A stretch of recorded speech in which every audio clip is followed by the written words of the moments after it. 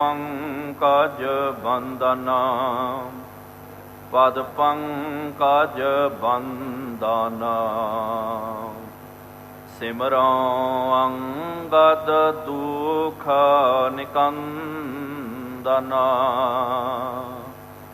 ਅਮਰ ਦਾਸ ਗੁਰ ਹਿਰਦੈ ਧਿਆਵਉ ਹਿਰਦੈ ਧਿਆਵਉ ਸ਼੍ਰੀ ਗੁਰ ਰਾਮਦਾਸ ਗੁਣ ਗਾਵਉ ਸ਼੍ਰੀ ਅਰਜਨ ਬਿਘਨ ਕੇ ਨ ਸਕਾ ਬਿਘਨ ਕੇ ਨ ਸਕਾ ਹਰਿ ਗੋਬਿੰਦ ਸ਼ੁਭ ਸੁਮਤ ਪ੍ਰਕਾਸ਼ਕ ਸ਼੍ਰੀ ਹਰਿ ਰਾਏ ਨਾਮੋ ਕਰ ਜੋਰੇ ਨਾਮੋ ਕਰ ਜੋਰੇ ਗੁਰ ਹਰਿ ਕ੍ਰਿਸ਼ਨ ਮਨਾਏ ਬਹੋਰੇ ਤੇਗ ਬਹਾਦਰ ਪਰਮ ਕਿਰਪਾਲਾ ਪਰਮ ਕਿਰਪਾਲਾ ਸ਼੍ਰੀ ਗੁਰ ਗੋਬਿੰਦ ਸਿੰਘ ਵਿਸਾਲਾ ਧਾਰੋਂ ਧਾਰਾ ਪਰ ਪੁਨ ਪੁਨ ਸੀਸਾ ਪੁਨਾ ਪੁਨ ਸੀਸਾ ਬੰਦੋਂ ਬਾਰ ਬਾਰ ਜਗਦੀਸ਼ਾ ਜਿਸ ਮਹਿ ਅੰਮ੍ਰਿਤ ਗਿਆਨ ਹੈ ਮਾਣਿਕ ਭਗਤ ਵੈਰਾਗਾ ਸ੍ਰੀ ਗੁਰੂ ਗ੍ਰੰਥ ਸਾਹਿਬ ਊਦਾਧਾ ਬੰਦੋਂ ਕਰ ਅਨੁਰਾਗਾ ਏਕੰਕਾਰਾ ਸਤਿਗੁਰੂ ਤਹਿ ਪ੍ਰਸਾਦ ਸੱਚ ਹੋਏ ਵਾਹਿਗੁਰੂ ਜੀ ਕੀ ਫਤਿਹ ਵੇਖਾਨਾ ਵਿਨਾਸਨ ਸੋਏ ਵਾਹਿਗੁਰੂ ਜੀ ਕੀ ਫਤਿਹ ਵੇਖਾਨਾ ਵਿਨਾਸਨ ਸੋਏ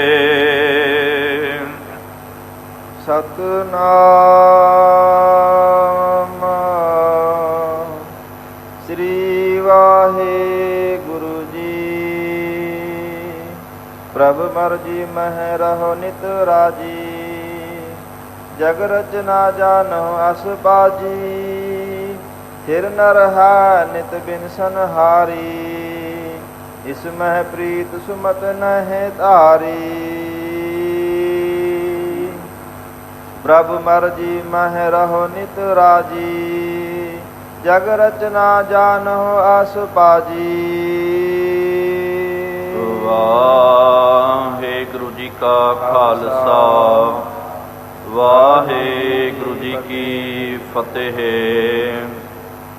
ਰਾਜਾਨ ਰਾਜ ਸਤਿਗੁਰੂ ਪਹਾਨਾਨ ਪਹਾਨ ਸਤਿਗੁਰੂ ਦੇਵਾਨ ਦੇਵ ਸਤਿਗੁਰੂ ਉਪਮਾ ਮਹਾਨ ਧਨ ਧਨ ਜੁਗਾ ਹੋ ਜੁਗ ਅਟਲ ਚਵਰ ਛਤਰ ਤਖਤ ਦੇ ਮਾਲਿਕ ਹਲਤ ਪਲਤ ਕੇ ਰਖਿਅਕ ਵਾਲੀਏ ਦੋ ਜਹਾਨ ਸ਼ਬਦਾ ਅਵਤਾਰ ਸ਼ਬਦ ਗੁਰੂ ਧੰਨ ਧੰਨ ਸਾਹਿਬ ਸ੍ਰੀ ਗੁਰੂ ਗ੍ਰੰਥ ਸਾਹਿਬ ਜੀਓ ਮਹਾਰਾਜ ਜਿਨ੍ਹਾਂ ਸਤਿਗੁਰੂ ਸੱਚੇ ਪਾਤਸ਼ਾਹ ਜੀ ਮਹਾਰਾਜ ਜੀਆਂ ਦੀ ਪਾਵਨ ਪਵਿੱਤਰ ਹਜ਼ੂਰੀ ਅੰਦਰ ਸਾਹਿਬਾਂ ਦੇ ਪਾਵਨ ਅਸਥਾਨ ਤਖਤ ਸੱਚਖੰਡ ਸ਼੍ਰੀ ਹਜ਼ੂਰ ਸ਼੍ਰੀ ਅਬਚਲਨਗੜ੍ਹ ਸਾਹਿਬ ਜੀ ਵਿਖੇ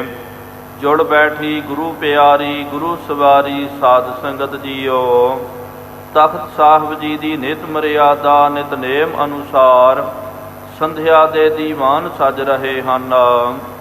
ਸਜੇ ਹੋਏ ਪਾਵਨ ਦੀਵਾਨਾਂ ਦੇ ਵਿੱਚ ਗੁਰ ਇਤਿਹਾਸ ਦੀਆਂ ਕਥਾ ਵਿਚਾਰਾਂ ਸਰਵਣ ਕਰਨ ਦੇ ਲਈ ਆਪ ਸੰਗਤਾਂ ਹਾਜ਼ਰੀਆਂ ਭਰ ਰਹੇ ਹੋ। ਵਡ ਭਾਗੇ ਹੋ ਆਪ, ਜਿਨ੍ਹਾਂ ਨੂੰ ਸਤਿਗੁਰੂ ਸੱਚੇ ਪਾਤਸ਼ਾਹ ਜੀ ਮਹਾਰਾਜ ਜੀਆਂ ਦੀ ਪਾਵਨ ਸਤ ਸੰਗਤ ਕਰਨ ਦਾ ਸੁਭਾਗ ਅਵਸਰ ਪ੍ਰਾਪਤ ਹੋ ਰਿਹਾ ਹੈ। ਆਪ ਜੀਆਂ ਨੇ ਪਿਛਲੇ ਦੀਵਾਨਾਂ ਦੇ ਵਿੱਚ ਜੋ ਗੁਰੂ ਸਾਹਿਬ ਜੀ ਦਾ ਪਾਵਨ ਇਤਿਹਾਸ ਸਰਵਣ ਕਰਨਾ ਕੀਤਾ ਸੀ, ਸਤਿਗੁਰੂ ਸੱਚੇ ਪਾਤਸ਼ਾਹ ਧੰਨ ਸਾਹਿਬ ਸ੍ਰੀ ਗੁਰੂ ਹਰਿਕ੍ਰਿਸ਼ਨ ਸਾਹਿਬ ਜੀ ਮਹਾਰਾਜ ਸਰੀਰ ਕਰਕੇ ਜਦੋਂ ਸਤਿਗੁਰੂ ਮਹਾਰਾਜ ਜੀ ਦੇ ਉੱਤੇ ਕਸ਼ਟ ਆਏ, ਸਤਿਗੁਰੂ ਮਹਾਰਾਜ ਜੀ ਨੂੰ ਜਦੋਂ ਚੇਚਕ ਦੀ ਬਿਮਾਰੀ ਪ੍ਰਗਟ ਹੋਈ ਹੈ, ਉਸ ਵੇਲੇ ਗੁਰੂ ਕੀਆਂ ਸੰਗਤਾਂ ਬਹੁਤ ਜ਼ਿਆਦੀਆਂ ਬਹਿਬਲ ਹੋ ਗਈਆਂ।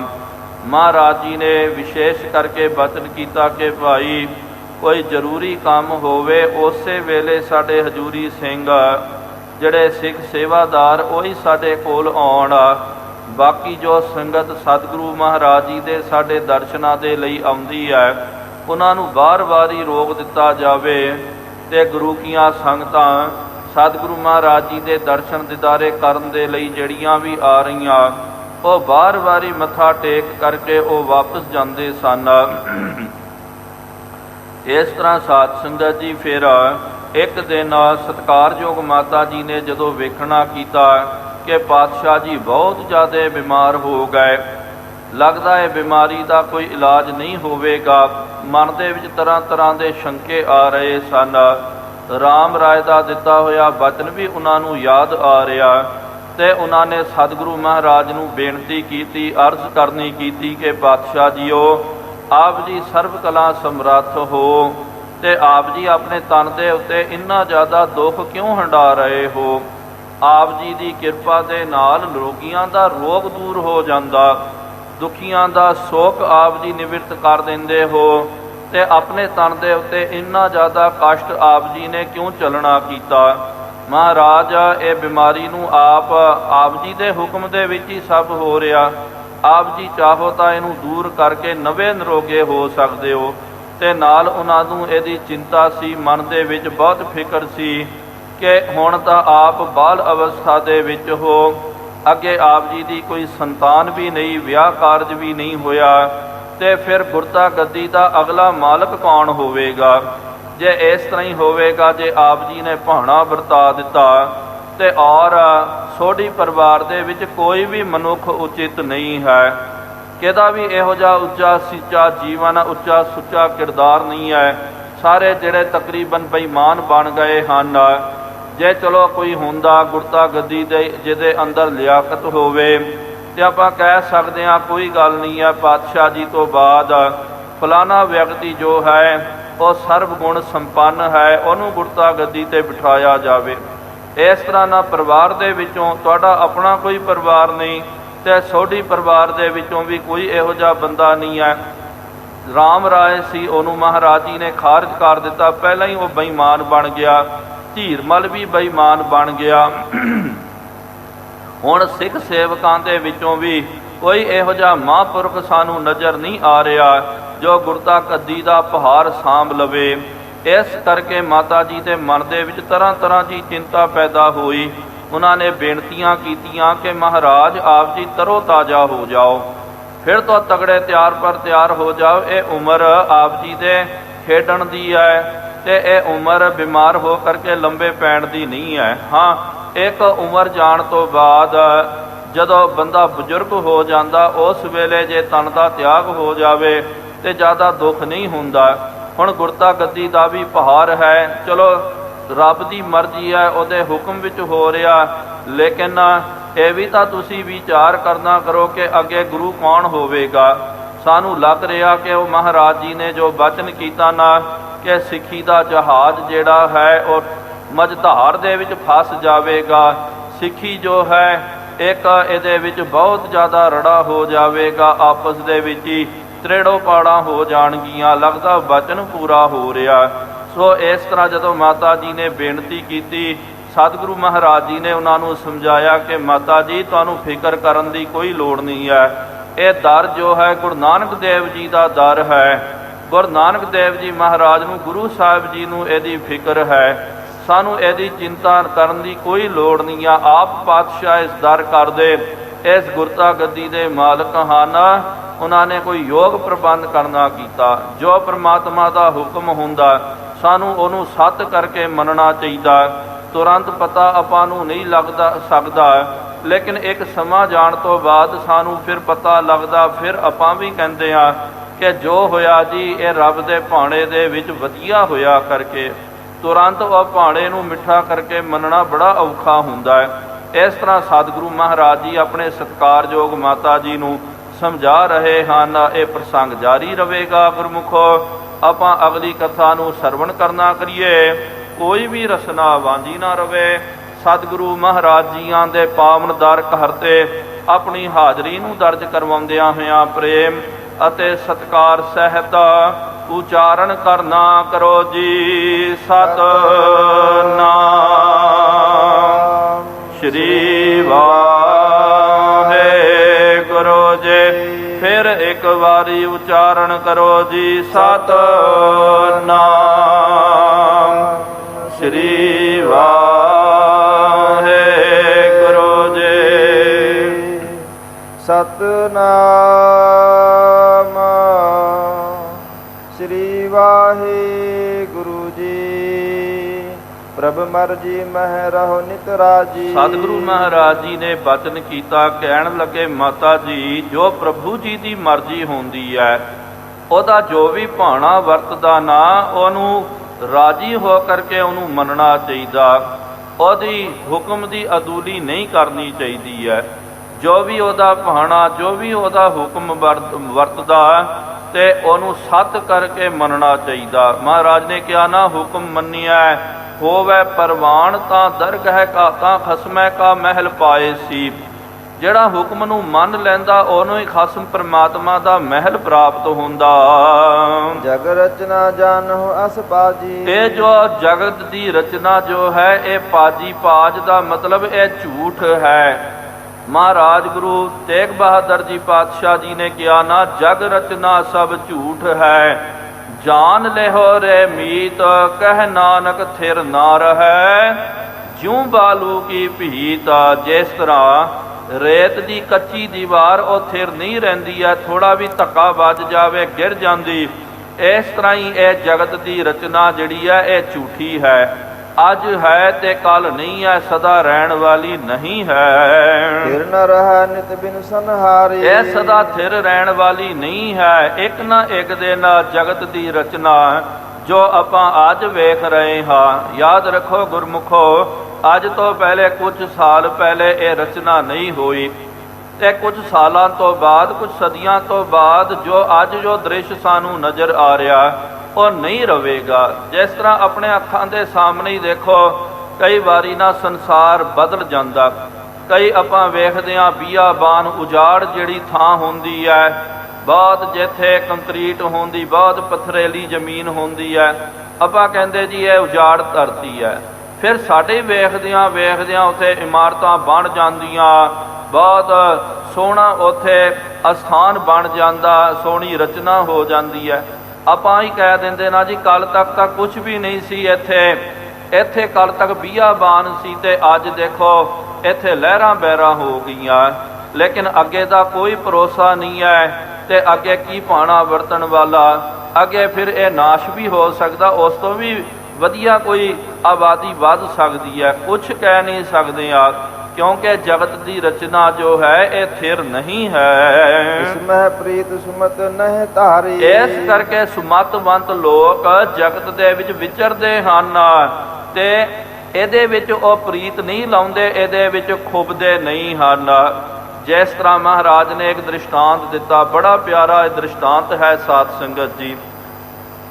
ਮਹਾਰਾਜ ਜੀ ਨੇ ਕਿਹਾ, ਗਿੱਲੀ ਗਿੱਲੀ ਰੋਟੜੀ ਭਾਉਂਦੀ ਭਉ ਭਉ ਆਏ। ਜੋ ਬੈਠੇ ਸੋ ਫਾਥਿਆ ਉਬਰੈ ਭਾਗ ਮਥਾਹੇ।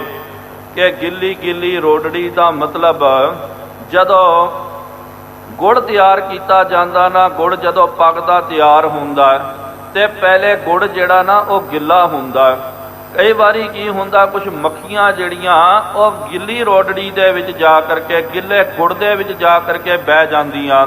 ਉੱਥੇ ਬਹਿ ਕਰਕੇ ਉਹ ਗੁੜ ਨੂੰ ਤਾਂ ਛਕ ਲੈਂਦੀ, ਲੇਕਿਨ ਉਹਦੇ ਪੈਰ ਜਿਹੜੇ ਹਨ ਉਸ ਗਿੱਲੇ ਗੁੜ ਦੇ ਵਿੱਚ ਫਸ ਜਾਂਦੇ ਹਨ। ਫਿਰ ਉਹ ਉਡਾਰੀ ਮਾਰਨਾ ਚਾਹੁੰਦੀ ਹੈ, ਇੱਥੋਂ ਨਿਕਲਣਾ ਚਾਹੁੰਦੀ, ਉਹ ਨਿਕਲ ਨਹੀਂ ਸਕਦੀ। ਉਹਦੇ ਵਿੱਚ ਹੀ ਖੁੱਭ ਕਰਕੇ ਉਹ ਮਰ ਜਾਂਦੀ, ਖਤਮ ਹੋ ਜਾਂਦੀ ਹੈ। ਇਹ ਮਨਮੁਖ ਜੀਵ ਜਿਹੜੇ ਸਾਡੇ ਵਰਗੇ ਜੋ ਜੀਵ ਹਨ, ਉਹਨਾਂ ਦੀ ਇਹ ਅਵਸਥਾ ਹੈ ਕਿ ਆਪਾਂ ਵੀ ਮਾਇਆ ਦੇ ਵਿੱਚ, ਸੰਸਾਰ ਦੇ ਵਿੱਚ ਗਲਤਾਨ ਹੋ ਜਾਂਦੇ ਹਾਂ। ਪੰਕਜ ਮੋਹ ਪਗ ਨਹੀਂ ਚਾਲੈ, ਹਮ ਦੇਖਾ ਤਹਿ ਡੂਬੀ ਅਲੇ। ਇਹ ਮੋਹ ਦਾ ਕੀਚੜ ਜਿਹੜਾ ਹੈ, ਮੋਹ ਕੀਚੜ ਫਾਂਧੇ ਨਿਗਰਤ ਹਮ ਜਾਤੇ, ਉਹਦੇ ਵਿੱਚ ਆਪਾਂ ਦਲਦਲ ਦੇ ਵਿੱਚ ਫਸ ਜਾਂਦੇ ਆ। ਲੇਕਿਨ ਕੁਝ ਮੱਖੀਆਂ ਜਿਹੜੀਆਂ ਉਹ ਵੇਖਣਾ ਕਰੋ ਆਪ, ਜਦੋਂ ਗੁੜ ਆਪਾਂ ਰੱਖਦੇ ਆ ਉਹ ਵਿਚਕਾਰ ਨਹੀਂ ਬਹਿੰਦੀਆਂ, ਉਹ ਪਾਸੇ ਹੋ ਕਰਕੇ ਕੰਢੇ ਦੇ ਉੱਤੇ, ਕੜਾਈ ਦੇ ਉੱਤੇ ਬੈਠ ਕਰਕੇ ਗੁੜ ਦਾ ਸੇਵਨ ਕਰ ਲੈਂਦੀ, ਗੁੜ ਨੂੰ ਛਕ ਲੈਂਦੀ, ਤੇ ਜਦੋਂ ਉਹਦਾ ਚਿੱਤ ਭਰ ਜਾਂਦਾ ਉਹ ਉਡਾਰੀ ਮਾਰ ਕੇ ਚੱਲ ਜਾਂਦੀ, ਉਹਦੇ ਵਿੱਚ ਖੁੱਬਦੀ ਨਹੀਂ, ਆਪਣੇ ਪੈਰਾਂ ਨੂੰ ਖੋਬਦੀ ਨਹੀਂ ਹੈ। ਇਹ ਦ੍ਰਿਸ਼ਟਾਂਤ ਦਿੱਤਾ ਕਿ ਇਸ ਤਰ੍ਹਾਂ ਭਾਈ ਸੰਸਾਰ ਦੇ ਵਿੱਚ ਰਹਿਣਾ, ਇਹਦੇ ਵਿੱਚ ਖੁੱਬਣਾ ਨਹੀਂ। ਇਹਦੇ ਵਿੱਚ ਜਿੰਨੀ ਪ੍ਰਾਲਬਧਤਾ ਹੈ ਤੇ ਆਪਣੀ ਪ੍ਰਾਲਬਧਤਾ ਮੁਤਾਬਕ ਰਹੋ, ਵਿਚਰੋ। ਜਦੋਂ ਸਮਾਂ ਆਣ ਕੇ ਪਹੁੰਚ ਗਿਆ, ਉਸ ਵੇਲੇ ਜਿਸ ਤਰ੍ਹਾਂ ਕੰਢੇ ਬੈਠੀ ਹੋਈ ਮੱਖੀ ਉਡਾਰੀ ਮਾਰ ਕੇ ਨਿਕਲ ਜਾਂਦੀ, ਰਸ ਵੀ ਉਹਨੇ ਗੁੜ ਨੂੰ ਵੀ ਚਖਣਾ ਕੀਤਾ, ਰਸ ਵੀ ਲੈ ਲਿਆ, ਲੇਕਿਨ ਇਸ ਕਿਚੜ ਦੇ ਵਿੱਚ, ਗੁੜ ਦੇ ਵਿੱਚ ਉਹ ਫਸੀ ਨਹੀਂ, ਰਸ ਲੈ ਕਰਕੇ, ਰਸ ਮਾਣ ਕਰਕੇ ਉਹ ਉਡਾਰੀ ਮਾਰ ਗਈ। ਇਸ ਤਰ੍ਹਾਂ ਹੀ ਸੰਸਾਰ ਦੇ ਵਿੱਚ ਰਸਾਂ ਕਸਾਂ ਦੇ ਵਿੱਚ ਰਹਿ ਕਰਕੇ ਸੁਰਤੀ ਪਰਮਾਤਮਾ ਦੇ ਚਰਨਾਂ ਨਾਲ ਜੋੜਨੀ ਚਾਹੀਦੀ ਹੈ। ਇਸ ਸੰਸਾਰ ਦੇ ਵਿੱਚ ਆਪਣੇ ਪੈਰਾਂ ਨੂੰ ਨਹੀਂ ਖੋਪਣਾ ਚਾਹੀਦਾ। ਜਦੋਂ ਸਮਾਂ ਆ ਗਿਆ ਉਡਾਰੀ ਮਾਰ ਕੇ ਚੱਲ ਜਾਣਾ ਚਾਹੀਦਾ। ਇਹ ਗੁਰਮੁਖ ਜਿਹੜੇ ਵਿਅਕਤੀ ਹੁੰਦੇ ਹਨ, ਉਹਨਾਂ ਦੀ ਇਹ ਅਵਸਥਾ ਹੁੰਦੀ ਹੈ। ਹਰ ਚੰਦੌਰੀ ਜਿਮ ਕਹਿਨ ਛਾਇਆ। ਹਰ ਚੰਦੌਰੀ ਦਾ ਮਤਲਬ ਹਰ ਚੰਦੌਰੀ ਜਾਤ ਵਸਾਏ ਉਚਾਲੀਆਂ। ਭਾਈ ਗੁਰਦਾਸ ਸਾਹਿਬ ਜੀ ਨੇ ਕਿਹਾ ਹਰ ਚੰਦੌਰੀ, ਖਾਸ ਕਰਕੇ ਸਾਧ ਸੰਗਤ ਜੀ, ਜਿਹਨੂੰ ਬਦਲਾਂ ਦੀ ਆਪਾਂ ਨਗਰੀ ਬੋਲਦੇ ਹਾਂ, ਇਹਨੂੰ ਹਰ ਚੰਦੌਰੀ ਬੋਲਦੇ ਹਨ। ਕਈ ਵਾਰੀ ਆਪ ਜੀ ਹੁਣ ਵੀ ਬਾਰ-ਬਾਰ ਜਾ ਕਰਕੇ ਵੇਖ ਸਕਦੇ ਹੋ ਕਿ ਬੱਦਲ ਜਿਹੜੇ ਹਨ, ਬੱਦਲ ਚੜ ਜਾਂਦੇ। ਕਈ ਵਾਰੀ ਮਨ ਦੇ ਵਿੱਚ ਕੁਝ ਪ੍ਰਤੀਬਿੰਬ ਭਾਸਦਾ, ਕਈ ਵਾਰੀ ਕਿਹਨੂੰ ਲੱਗਦਾ ਬੱਦਲ ਦੀ ਇਹੋ ਜਿਹੀ ਆਕ੍ਰਿਤੀ ਬਣ ਜਾਂਦੀ ਹੈ ਕਿ ਭਾਈ ਉਹ ਕੁਛ ਦੇਵਤੇ ਦਾ ਰੂਪ ਧਾਰਨ ਕਰ ਲਿਆ, ਕੋਈ ਘੋੜੇ ਦਾ ਰੂਪ ਧਾਰਨ ਕਰ ਲਿਆ, ਉਹਨੂੰ ਲੱਗਦਾ ਜੀ ਇਹ ਭਗਵਾਨ ਬੈਠੇ ਹਨ, ਸਾਡੀ ਦੇਵੀ ਜਾਂ ਸਾਡਾ ਦੇਵਤਾ ਜਾਂ ਸਾਡੇ ਇਸ਼ਟ ਬੈਠੇ। ਹੁੰਦਾ ਕੁਛ ਵੀ ਨਹੀਂ ਹੈ, ਉਹ ਬੱਦਲਾਂ ਦੀ ਇੱਕ ਆਕ੍ਰਿਤੀ ਹੁੰਦੀ ਹੈ। ਵਿਸ਼ੇਸ਼ ਕਰਕੇ ਹਰ ਚੰਦੌਰੀ ਨੂੰ ਵੇਖਣਾ ਜਦੋਂ ਆਪਾਂ ਜਹਾਜ਼ ਦੇ ਵਿੱਚ ਸਫ਼ਰ ਕਰਦੇ ਹਾਂ, ਜਾਂ ਜਿਨ੍ਹਾਂ ਨੇ ਜਹਾਜ਼ ਦੇ ਵਿੱਚ ਸਫ਼ਰ ਕਰਨਾ ਕੀਤਾ ਉਹਨਾਂ ਨੂੰ ਪਤਾ ਹੋਵੇਗਾ, ਹਵਾਈ ਜਹਾਜ਼ ਜਿਹੜਾ ਜਦੋਂ ਬਦਲਾਂ ਦੇ ਉੱਤੇ ਚੜ ਜਾਂਦਾ, ਜਿੱਥੇ ਬੱਦਲ ਜੰਮੇ ਹੋਏ ਹੁੰਦੇ, ਬਦਲਾਂ ਦੇ ਉੱਤੇ ਜੇ ਚੜ ਜਾਂਦਾ, ਫਿਰ ਉੱਥੋਂ ਤੁਸੀਂ ਬਾਰੀ ਦੇ ਥਣੀ ਵੇਖਣਾ ਕਰੋ, ਇੰਜ ਲੱਗੇਗਾ ਕਿ ਪਤਾ ਨਹੀਂ ਭਾਈ ਇਹ ਚਿੱਟਾ ਕੋਈ ਨਗਰ ਵਸ ਰਿਹਾ ਹੈ। ਹੁੰਦਾ ਉਹਦੇ ਵਿੱਚ ਕੁਛ ਵੀ ਨਹੀਂ ਹੈ, ਉਹ ਤਾਂ ਬੱਦਲ ਹੈ, ਉਹ ਤਾਂ ਗਰਤ ਗੁਬਾਰ ਹੈ, ਕੁਛ ਵੀ ਨਹੀਂ ਹੈ। ਲੇਕਿਨ ਜਦੋਂ ਬੰਦਾ ਵੇਖਦਾ ਉਹਨੂੰ ਲੱਗਦਾ ਕਿ ਭਾਈ ਕੋਈ ਨਗਰੀ ਵਸ ਰਹੀ ਹੈ, ਇੱਥੇ ਬੜੇ ਪਹਾੜ, ਖੱਡ, ਖਾਈਆਂ ਆਦਿਕ ਨਜ਼ਰ ਆ ਰਿਹਾ। ਇਹਨੂੰ ਹਰ ਚੰਦੌਰੀ ਬੋਲਦੇ। ਜੋ ਪ੍ਰਤੀਤ ਤਾਂ ਹੁੰਦਾ, ਦਿਸਦਾ ਤਾਂ ਹੈ, ਲੇਕਿਨ ਉਹਦੇ ਵਿੱਚ ਜਾਓ, ਕਦੇ ਭੁਲੇਖੇ ਦੇ ਵਿੱਚ ਉਹਦੇ ਵਿੱਚ ਛਾਲ ਮਾਰ ਦਿਓ, ਧਰਤੀ ਤੇ ਗਿਰ ਜਾਓਗੇ, ਰਹਿੰਦਾ ਉਹਦੇ ਕੁਛ ਵੀ ਨਹੀਂ। ਇਹਨੂੰ ਹਰ ਚੰਦੌਰੀ ਬੋਲਦੇ ਹਨ। ਇਹ ਝੂਠੀ ਹੁੰਦੀ ਹੈ। ਤੇ ਨਾਲ ਜਿਮ ਘਨ ਛਾਇਆ, ਘਨ ਦਾ ਮਤਲਬ ਕਿ ਬੱਦਲ, ਬੱਦਲ ਦੀ ਛਾਇਆ ਜਿਹੜੀ ਹੈ, ਕਈ ਵਾਰੀ ਖਾਸ ਕਰਕੇ ਜੇਠ ਹਾੜ ਦੇ ਮਹੀਨੇ ਦੇ ਵਿੱਚ ਜਾਂ ਸਾਉਣ ਦੇ ਵਿੱਚ ਜਦੋਂ ਸੂਰਜ ਵੀ ਚੜ੍ਹਦਾ ਤੇ ਨਾਲ ਬੱਦਲ ਵੀ ਚੜ੍ਹ ਜਾਂਦੇ, ਤੇ ਬੱਦਲ ਕਈ ਵਾਰੀ ਜੇ ਚੜ੍ਹ ਜਾਣ ਤੇ ਸੂਰਜ ਨੂੰ ਢੱਕ ਲੈਂਦੇ ਹਨ, ਬੱਦਲਾਂ ਦੀ ਛਾਂ ਬਣ ਜਾਂਦੀ ਹੈ। ਇੱਕਦਮ ਚੱਲਦੇ ਚੱਲਦੇ ਬੱਦਲਾਂ ਦੀ ਛਾਂ ਆ ਜਾਂਦੀ, ਤੁਹਾਨੂੰ ਇੰਜ ਲੱਗੇਗਾ ਕਿ ਭਾਈ ਹੁਣ ਇਹ ਛਾਂ ਸਦਾ ਬਰਕਰਾਰ ਰਹੇਗੀ। ਸਾਧ ਸੰਗਤ ਜੀ, ਜ਼ਿਆਦਾ ਨਹੀਂ, 1-2 ਮਿੰਟ ਉਹ ਛਾਂ ਰਹਿੰਦੀ ਹੈ। ਫਿਰ ਜਦੋਂ ਬੱਦਲ ਅੱਗੇ ਚੱਲ ਜਾਣਗੇ ਉਹ ਛਾਂ ਵੀ ਉਸ ਪਾਸੇ ਪਲਟ ਜਾਂਦੀ, ਫਿਰ ਉੱਥੇ ਸੂਰਜ ਦੀਆਂ ਕਿਰਨਾਂ ਪੈਣੀਆਂ ਸ਼ੁਰੂ ਹੋ ਜਾਂਦੀਆਂ। ਜਿਸ ਤਰ੍ਹਾਂ ਹਰ ਚੰਦੌਰੀ ਝੂਠੀ ਹੁੰਦੀ ਹੈ, ਬੱਦਲ ਦੀ ਛਾਂ ਝੂਠੀ ਹੁੰਦੀ ਹੈ। ਸੁਪਨਾ ਜਿੰਬਾ ਜੀ ਗਰਮਾਇਆ। ਇਸ ਤਰ੍ਹਾਂ ਹੀ ਸੁਪਨਾ ਵੀ ਜੋ ਹੁੰਦਾ, ਬੰਦਾ ਸੁਪਨੇ ਵੇਖਦਾ, ਤੇ ਜਿਸ ਤਰ੍ਹਾਂ ਸੁਪਨੇ ਵਿੱਚ ਬੰਦੇ ਕੀ ਕਰਦੇ, ਕਈ ਵਾਰੀ ਰਾਜੇ ਬਣ ਜਾਂਦੇ। ਸਤਿਗੁਰੂ ਮਹਾਰਾਜ ਨੇ ਵੀ ਬਚਨ ਕੀਤਾ, ਰੇ ਜਨ ਉਥਾਰੈ ਦੱਬਿਓ, ਸੁਤਿਆਂ ਗਈ ਵਿਹਾਏ, ਸਤਿਗੁਰ ਕਾ ਉਪਦੇਸ਼ ਸੁਣ ਨਾ ਜਾਗਿਓ ਅੰਤਰ ਨਾ ਉਪਜਿਓ ਚਾਓ। ਕਿ ਸੁਪਨਾ ਜਿਹੜਾ ਹੈ, ਕਈ ਵਾਰੀ ਸੁਪਨੇ ਦੇ ਵਿੱਚ ਕੋਈ ਬੰਦੇ ਰਾਜੇ ਬਣ ਜਾਂਦੇ ਹਨ। ਅਛਤ ਰਾਜ ਵਿਚਰਤ ਦੁੱਖ ਪਾਇਆ, ਸੋ ਗਦ ਭਈ ਹਮਾਰੀ। ਇਸ ਤਰ੍ਹਾਂ ਹੀ ਇਹ ਸਾਡੀ ਗੱਤ ਹੈ। ਸੁਪਨਾ ਵੀ ਜਿਹੜਾ ਹੈ ਉਹ ਝੂਠਾ ਹੁੰਦਾ। ਤੇ ਬਾਜੀਗਰ ਦੀ ਮਾਇਆ, ਜਿਹੜੇ ਬਾਜੀ ਪਾਉਣ ਵਾਲੇ ਜੋ ਹੁੰਦੇ ਹਨ, ਮਦਾਰੀ ਦਾ ਤਮਾਸ਼ਾ ਕਰਨ ਵਾਲੇ, ਉਹਨਾਂ ਦੀ ਮਾਇਆ ਵੀ ਜਿਹੜੀ ਆ, ਉਹਨਾਂ ਦਾ ਸਾਰਾ ਤਮਾਸ਼ਾ ਝੂਠਾ ਹੁੰਦਾ। ਕਈ ਵਾਰੀ ਗੁਰਮੁਖੋ ਆਪ ਵੇਖਣਾ ਕਰੋ, ਇਹ ਬਾਜੀਗਰ ਜਿਹੜੇ ਹਨ, ਬਾਜੀ ਪਾਉਣ ਵਾਲੇ, ਤੇ ਚਲੋ ਅੱਜ ਕੱਲ੍ਹ ਤਾਂ ਇਹ ਜ਼ਿਆਦਾ ਟ੍ਰੈਂਡ ਨਹੀਂ ਰਿਹਾ। ਅੱਜ ਕੱਲ੍ਹ ਇੰਟਰਟੇਨਮੈਂਟ ਦੇ ਦੂਜੇ ਤੀਜੇ ਬੜੇ ਸਾਧਨ ਬਣ ਗਏ।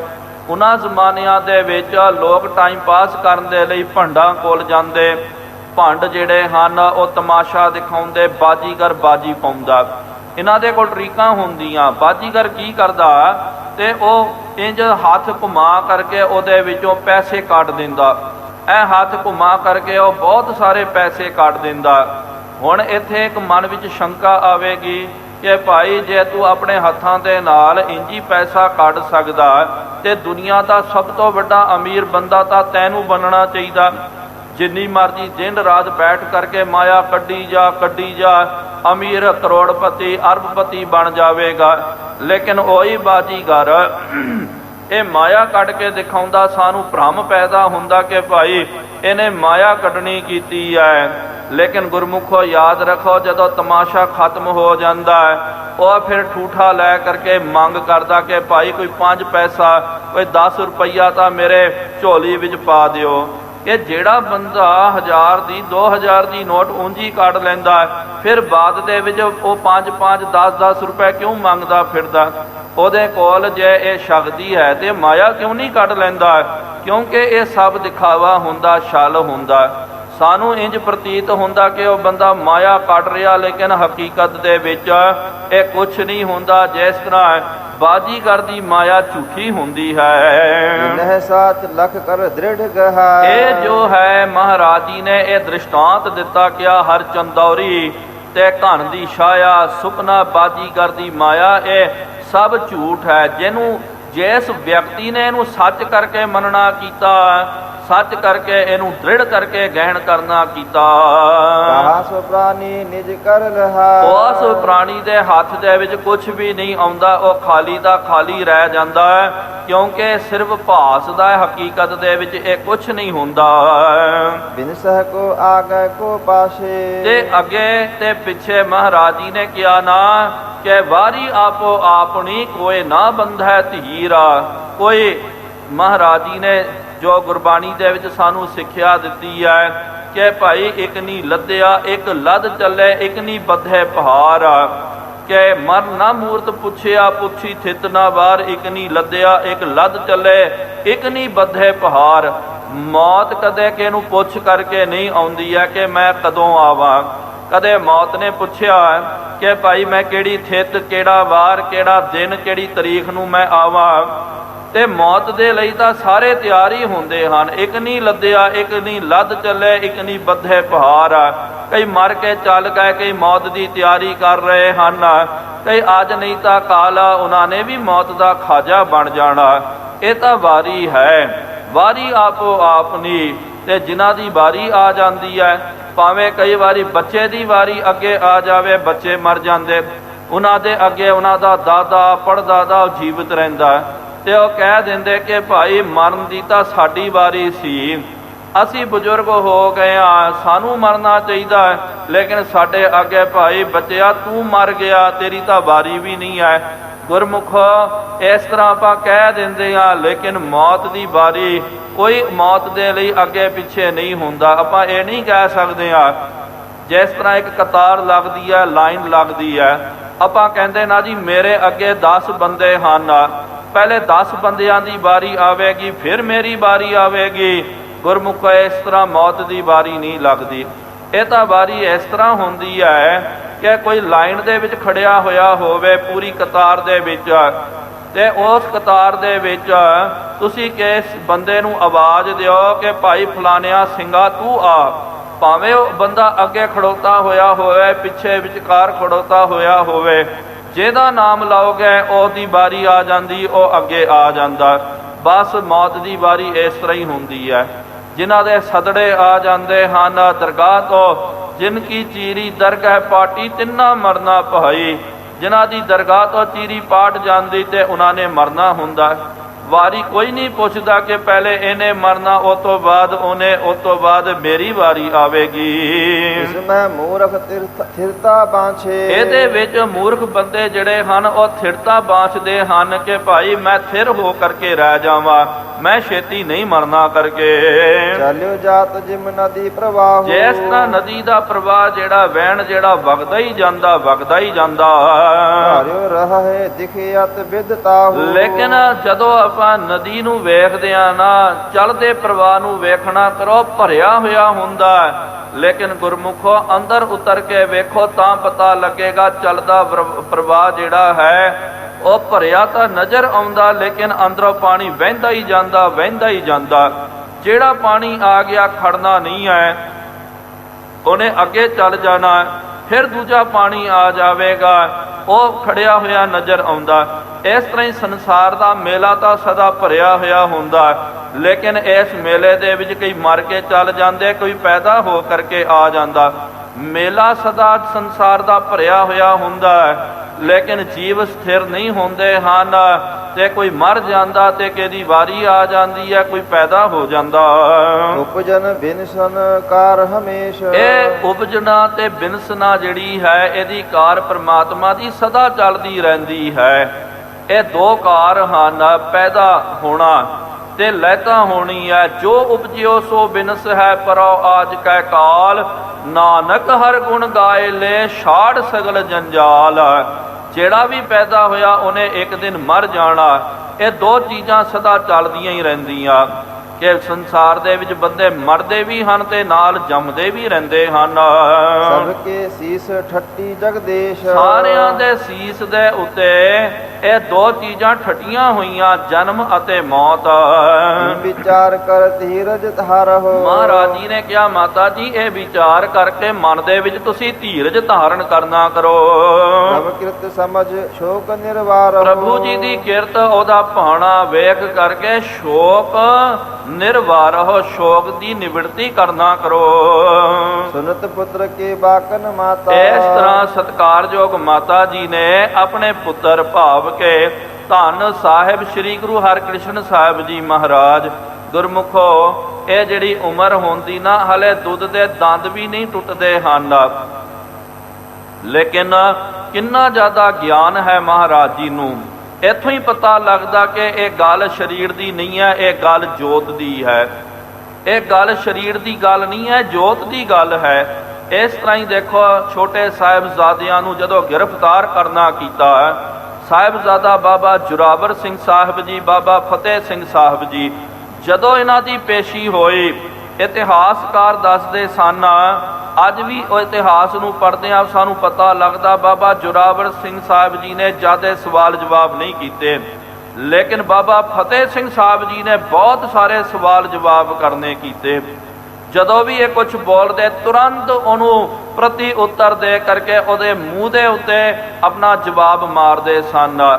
ਜਦੋਂ ਅੰਦਰ ਪ੍ਰਵੇਸ਼ ਕਰਨਾ ਕੀਤਾ, ਉਹਨਾਂ ਜ਼ਾਲਮਾਂ ਨੇ ਕਿਹਾ ਕਿ ਬੱਚਿਓ ਉਹ ਸਾਡੇ ਖਾਬੰਦ ਹਨ, ਨਵਾਬ ਸਾਹਿਬ ਵਜ਼ੀਰ ਖਾਨ ਜੀ ਬੈਠੇ ਹੋਏ, ਜਿਸ ਤਰ੍ਹਾਂ ਅਸੀਂ ਝੁਕ ਕੇ ਉਹਨਾਂ ਦੇ ਅੱਗੇ ਸਲਾਮ ਕਰ ਰਹੇ ਹਾਂ, ਤੁਸੀਂ ਵੀ ਝੁਕ ਕੇ ਸਲਾਮ ਕਰੋ। ਸਿਪਾਹੀ ਤਾਂ ਝੁਕ ਕੇ ਸਲਾਮਾਂ ਕੀਤੀਆਂ, ਲੇਕਿਨ ਸਾਹਿਬਜ਼ਾਦਿਆਂ ਨੇ ਹੱਥ ਜੋੜ ਕੇ ਫਤਿਹ ਬੁਲਾਈ। ਵਾਹਿਗੁਰੂ ਜੀ ਕਾ ਖਾਲਸਾ, ਵਾਹਿਗੁਰੂ ਜੀ ਕੀ ਫਤਿਹ।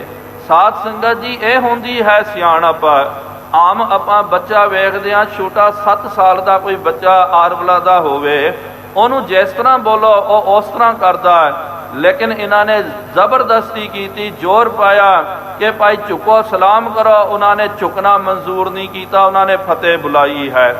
ਜਦੋਂ ਗੁਰਮੁਖੋ ਇੱਕ ਉਹਨਾਂ ਨੇ ਇਹ ਵੀ ਚਾਲ ਚੱਲਣੀ ਕੀਤੀ ਕਿ ਜਦੋਂ ਇੱਥੇ ਕਚਹਿਰੀ ਦੇ ਵਿੱਚ ਦੀਵਾਨ ਲੱਗਿਆ ਹੋਇਆ ਹੈ, ਇਹਨਾਂ ਦੀ ਪੇਸ਼ੀ ਸੀ ਤੇ ਵੱਡਾ ਦਰਵਾਜ਼ਾ ਜਿਹੜਾ ਉਹਨੂੰ ਬੰਦ ਕਰ ਦਿੱਤਾ, ਛੋਟੀ ਨਿੱਕੀ ਬਾਰੀ ਜਿਹੜੀ ਹੈ ਉਹਨੂੰ ਖੁੱਲਾ ਰੱਖਿਆ। ਹੁਣ ਇਹ ਇਸ ਤਰ੍ਹਾਂ ਦੇ ਦਰਵਾਜ਼ੇ ਪੁਰਾਤਨ ਜਿਹੜੇ ਕਿਲੇ ਹੁੰਦੇ ਹਨ ਉੱਥੇ ਤੁਹਾਨੂੰ ਨਜ਼ਰ ਆਉਣਗੇ, ਪ੍ਰਾਪਤ ਹੋਣਗੇ।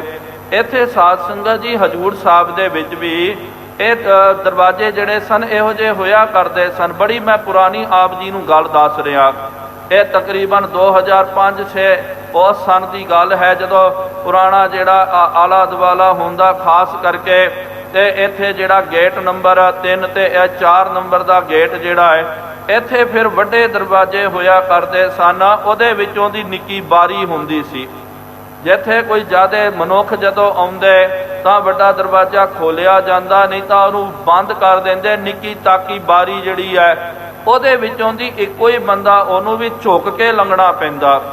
ਤੇ ਇਹਨਾਂ ਨੇ ਕੀ ਕੀਤਾ ਸੀ, ਸਾਹਿਬਜ਼ਾਦਿਆਂ ਨੂੰ ਝੁਕਾਉਣ ਦੇ ਲਈ ਨਿੱਕੀ ਬਾਰੀ ਨੂੰ ਖੋਲਿਆ।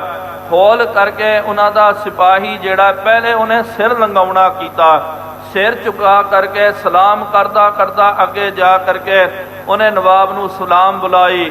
ਤੇ ਜਦੋਂ ਸਾਹਿਬਜ਼ਾਦਿਆਂ ਦੇ ਲੰਘਣ ਦੀ ਵਾਰੀ ਆਈ, ਉਹਨਾਂ ਨੂੰ ਪਤਾ ਸੀ ਕਿ ਭਾਈ ਇਹ ਸਾਨੂੰ ਝੁਕਾਉਣਾ ਚਾਹੁੰਦੇ ਹਨ। ਦੇਖੋ ਪ੍ਰੇਮ ਦੇ ਨਾਲ ਗੁਰੂ ਕਾ ਖਾਲਸਾ ਝੁਕ ਜਾਂਦਾ। ਗੁਰੂ ਘਰ ਦੇ ਵਿੱਚ ਜਦੋਂ ਗੁਰੂ ਕਾ ਖਾਲਸਾ ਆਉਂਦਾ ਨਾ, ਉਹਨੂੰ ਕਹਿਣ ਦੀ ਲੋੜ ਨਹੀਂ ਪੈਂਦੀ, ਉਹ ਤਾਂ ਡੰਡੌਤ ਬੰਦਨ ਅਨੇਕ ਬਾਰ ਸਰਬ ਕਲਾ ਸਮਰੱਥ। ਉਹ ਗੁਰੂ ਕਾ ਖਾਲਸਾ ਭਾਵਨਾ ਵਾਲਾ ਅਨੇਕ ਵਾਰੀ ਗੁਰੂ ਘਰ ਦੇ ਵਿੱਚ ਡੰਡੌਤ ਕਰਦਾ, ਮੱਥਾ ਟੇਕਦਾ। ਆਪਾਂ ਵੀ ਦੇਖੋ ਜਦੋਂ ਗੁਰੂ ਘਰ ਦੇ ਵਿੱਚ ਆਉਂਦੇ, ਆਮ ਵੀ ਵਿਅਕਤੀ ਜਿਹੜਾ ਤਕਰੀਬਨ ਸਾਧ ਸੰਗਤ ਜੀ ਇੱਕ ਵਾਰੀ ਦਰਸ਼ਨ ਕਰਨ ਦੇ ਲਈ ਆਓ, ਤਕਰੀਬਨ ਘੱਟ ਤੋਂ ਘੱਟ ਜੇ ਹਜੂਰ ਸਾਹਿਬ ਸੱਚਖੰਡ ਆਪ ਜੀ ਆਓਗੇ 10-15 ਵਾਰੀ ਤਾਂ ਤੁਹਾਡਾ ਮੱਥਾ ਜਿਹੜਾ ਹੈ ਤੁਸੀਂ ਮਹਾਰਾਜ ਜੀ ਦੇ ਅੱਗੇ ਨਤਮਸਤਕ ਹੋ ਜਾਂਦੇ। ਪਹਿਲੇ ਦੇਵੜੀ ਤੇ ਹੀ ਉੱਥੇ ਹੀ ਆਪਾਂ ਝੁਕ ਜਾਂਦੇ ਆ, ਸਿਰ ਝੁਕਾਉਂਦੇ ਆ ਨਿਸ਼ਾਨ ਸਾਹਿਬ ਅੱਗੇ। ਇੱਥੇ ਦਰਵਾਜ਼ਾ ਜਿਹੜਾ ਹੈ ਅੰਦਰ ਜਦੋਂ ਲੰਘੀਦਾ, ਮਹਾਰਾਜ ਜੀ ਦੇ ਅੱਗੇ ਮੱਥਾ, ਬੂਹਿਆਂ ਦੇ ਅੱਗੇ। ਇਸ ਤਰ੍ਹਾਂ ਜੇ ਆਪਾਂ ਘੱਟ ਤੋਂ ਘੱਟ ਵੀ ਗਿਣਤੀ ਕਰਾਂਗੇ ਤੇ 12 ਤੋਂ 15 ਵਾਰੀ ਦੀ ਇਹ ਗਿਣਤੀ ਘੱਟ ਤੋਂ ਘੱਟ ਦੀ 10 ਬੇਨਤੀ ਕਰ ਰਿਹਾ। ਇੰਨੇ ਵਾਰੀ ਤਾਂ ਆਪਾਂ ਝੁਕ ਜਾਂਦੇ ਆ ਪ੍ਰੇਮ ਦੇ ਨਾਲ ਗੁਰੂ ਮਹਾਰਾਜ ਜੀ ਦੇ ਅੱਗੇ, ਤਾਂ ਖਾਲਸਾ ਝੁਕ ਜਾਂਦਾ ਹੈ। ਕੋਈ ਜ਼ਬਰਦਸਤੀ ਕਰੇ ਤੇ ਗੁਰੂ ਕਾ ਖਾਲਸਾ ਸਿਰ ਕਟਾਉਣਾ ਪਸੰਦ ਕਰਦਾ, ਲੇਕਿਨ ਝੁਕਣਾ ਪਸੰਦ ਨਹੀਂ ਕਰਦਾ। ਝੁਕਾਉਣਾ ਚਾਹੁੰਦੇ ਸੀ, ਝੁਕੇ ਨਹੀਂ, ਸਗੋਂ ਉਹਨਾਂ ਨੇ ਪੈਰ ਜਿਹੜਾ ਹੈ ਪਹਿਲੇ ਅੱਗੇ ਪਾਇਆ, ਜੁੱਤੀ ਅੱਗੇ ਕਰਕੇ ਦਿਖਾਈ, ਫਿਰ ਪਿੱਛੋਂ ਦੀ ਆਪਣਾ ਸਿਰ ਜਿਹੜਾ ਬਾਹਰ ਕੱਢਣਾ ਕੀਤਾ। ਇੰਜ ਜੇ ਕੋਈ ਨਿੱਕੀ ਬਾਰੀ ਦੇ ਵਿੱਚੋਂ ਲੰਘਣਾ ਹੋਵੇ, ਆਮ ਕਰਕੇ ਵੀ ਤੁਸੀਂ ਕਦੇ ਤੁਹਾਡਾ ਖੁਦ ਦਾ ਤਜਰਬਾ ਹੋਵੇਗਾ, ਨਿੱਕੀ ਜੀ ਬਾਰੀ ਦੇ ਵਿੱਚੋਂ ਲੰਘਣਾ ਹੋਵੇ, ਬੰਦਾ ਪਹਿਲੇ ਆਪਣਾ ਸਿਰ ਅੱਗੇ ਲੰਘਾਉਂਦਾ, ਫਿਰ ਬਾਅਦ ਦੇ ਵਿੱਚ ਪੈਰ ਅੱਗੇ ਪਾਉਂਦਾ ਹੈ। ਲੇਕਿਨ ਸਾਹਿਬਜ਼ਾਦਿਆਂ ਨੂੰ ਪਤਾ ਸੀ ਕਿ ਭਾਈ ਸਾਨੂੰ ਜ਼ਬਰਦਸਤੀ ਝੁਕਾਉਣਾ ਚਾਹੁੰਦੇ ਹਨ, ਪੈਰ ਅੱਗੇ ਕੀਤਾ, ਸਿਰ ਨਹੀਂ ਝੁਕਾਇਆ, ਬਾਅਦ ਦੇ ਵਿੱਚ ਸਿਰ ਲੰਘਾਉਣਾ ਕੀਤਾ। ਇਹ ਹੈ ਸਾਧ ਸੰਗਤ ਜੀ ਕਰਾਮਾਤ। ਛੋਟੀ ਉਮਰ ਕਰਕੇ ਛੋਟੇ, ਸਤਿਗੁਰੂ ਮਹਾਰਾਜ ਜੀ ਵੀ ਉਮਰਾਂ ਕਰਕੇ ਛੋਟੇ, ਲੇਕਿਨ ਗਿਆਨ ਬ੍ਰਹਮ ਗਿਆਨ ਕੂਟ ਕੂਟ ਕੇ ਭਰਿਆ ਹੋਇਆ। ਕਿਉਂ? ਕਿਉਂਕਿ ਅੰਦਰ ਗੁਰੂ ਨਾਨਕ ਦੇਵ ਜੀ ਮਹਾਰਾਜ ਜੀ ਦੀ ਜੋਤ ਜਗਮਗਾ ਰਹੀ ਹੈ। ਸੁਨਤ ਪੁੱਤਰ ਕੇ ਬਾਕਨ ਮਾਤਾ, ਇਹ ਸੁਣ ਕਰਕੇ ਸਤਿਕਾਰਯੋਗ ਮਾਤਾ ਜੀ ਨੇ ਜਖ ਜਲ ਜਾਤਨ ਤੇ ਜਲ ਜਾਤਾ, ਖੁਦ ਬਾ ਖੁਦ ਅੱਖਾਂ ਦੇ ਵਿੱਚੋਂ ਵਿਰਾਗ ਦਾ ਜਲ ਜਿਹੜਾ ਵਹੀ ਜਾ ਰਿਹਾ ਹੈ। ਕ੍ਰਿਸ਼ਨ ਭਈ ਨਾ ਬੋਲੀ ਫੇਰ, ਤੇ ਉਸ ਤੋਂ ਬਾਅਦ ਚੁੱਪ ਹੋ ਗਏ, ਅੱਗੋਂ ਕੋਈ ਬਚਨ ਨਹੀਂ ਕੀਤਾ। ਮੇਰਤ ਸੁਤ ਤਨ ਸੋਚ ਬਡੇਰ, ਸਤਿਗੁਰੂ ਮਹਾਰਾਜ ਜੀ ਨੂੰ ਵੇਖ ਕਰਕੇ ਫਿਰ ਵੀ ਸਾਧ ਸੰਗਤ ਜੀ ਮਾਂ ਹੀ ਹੈ ਨਾ, ਮਾਂ ਦਾ ਦਿਲ ਹੈ। ਬੇਸ਼ੱਕ ਜੋ ਮਰਜੀ ਆਪਾਂ ਕਹਿ ਦਈਏ, ਜਿੰਨਾ ਮਰਜੀ ਬ੍ਰਹਮ ਗਿਆਨ ਹੋਵੇ, ਲੇਕਿਨ ਸਰੀਰ ਦਾ ਵੀ ਇੱਕ ਆਪਣਾ ਮੂਲ ਆ, ਉਹਦਾ ਵੀ ਇੱਕ ਰੋਲ ਹੁੰਦਾ।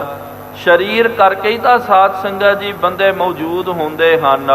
ਚਲੋ ਇਹ ਗੱਲ ਵੱਖਰੀ ਹੈ, ਸਰੀਰ ਨੇ ਨਾਸ ਹੋ ਜਾਣਾ, ਲੇਕਿਨ ਜਿਹੜੇ ਪਿਆਰੇ ਵਿਅਕਤੀ ਹੁੰਦੇ ਹਨ, ਜਿਨ੍ਹਾਂ ਨੇ ਬਹੁਤ ਵੱਡਾ ਪਰਉਪਕਾਰ ਕਰਨਾ ਕੀਤਾ, ਸੱਚ ਜਾਣੋ ਜਦੋਂ ਸਰੀਰ ਨਹੀਂ ਰਹਿ ਗਿਆ ਤੇ ਫਿਰ ਉਹਨਾਂ ਦੀ ਹਸਤੀ ਵੀ ਖਤਮ ਹੋ ਜਾਂਦੀ ਹੈ। ਸਰੀਰ ਕਰਕੇ ਹੀ ਤਾਂ ਹਸਤੀ ਹੁੰਦੀ ਹੈ। ਇਸ ਕਰਕੇ ਸਰੀਰ ਦਾ ਵੀ ਇੱਕ ਪ੍ਰੇਮ ਹੁੰਦਾ, ਉਹਦਾ ਵੀ ਇੱਕ ਮੋਹ ਹੁੰਦਾ।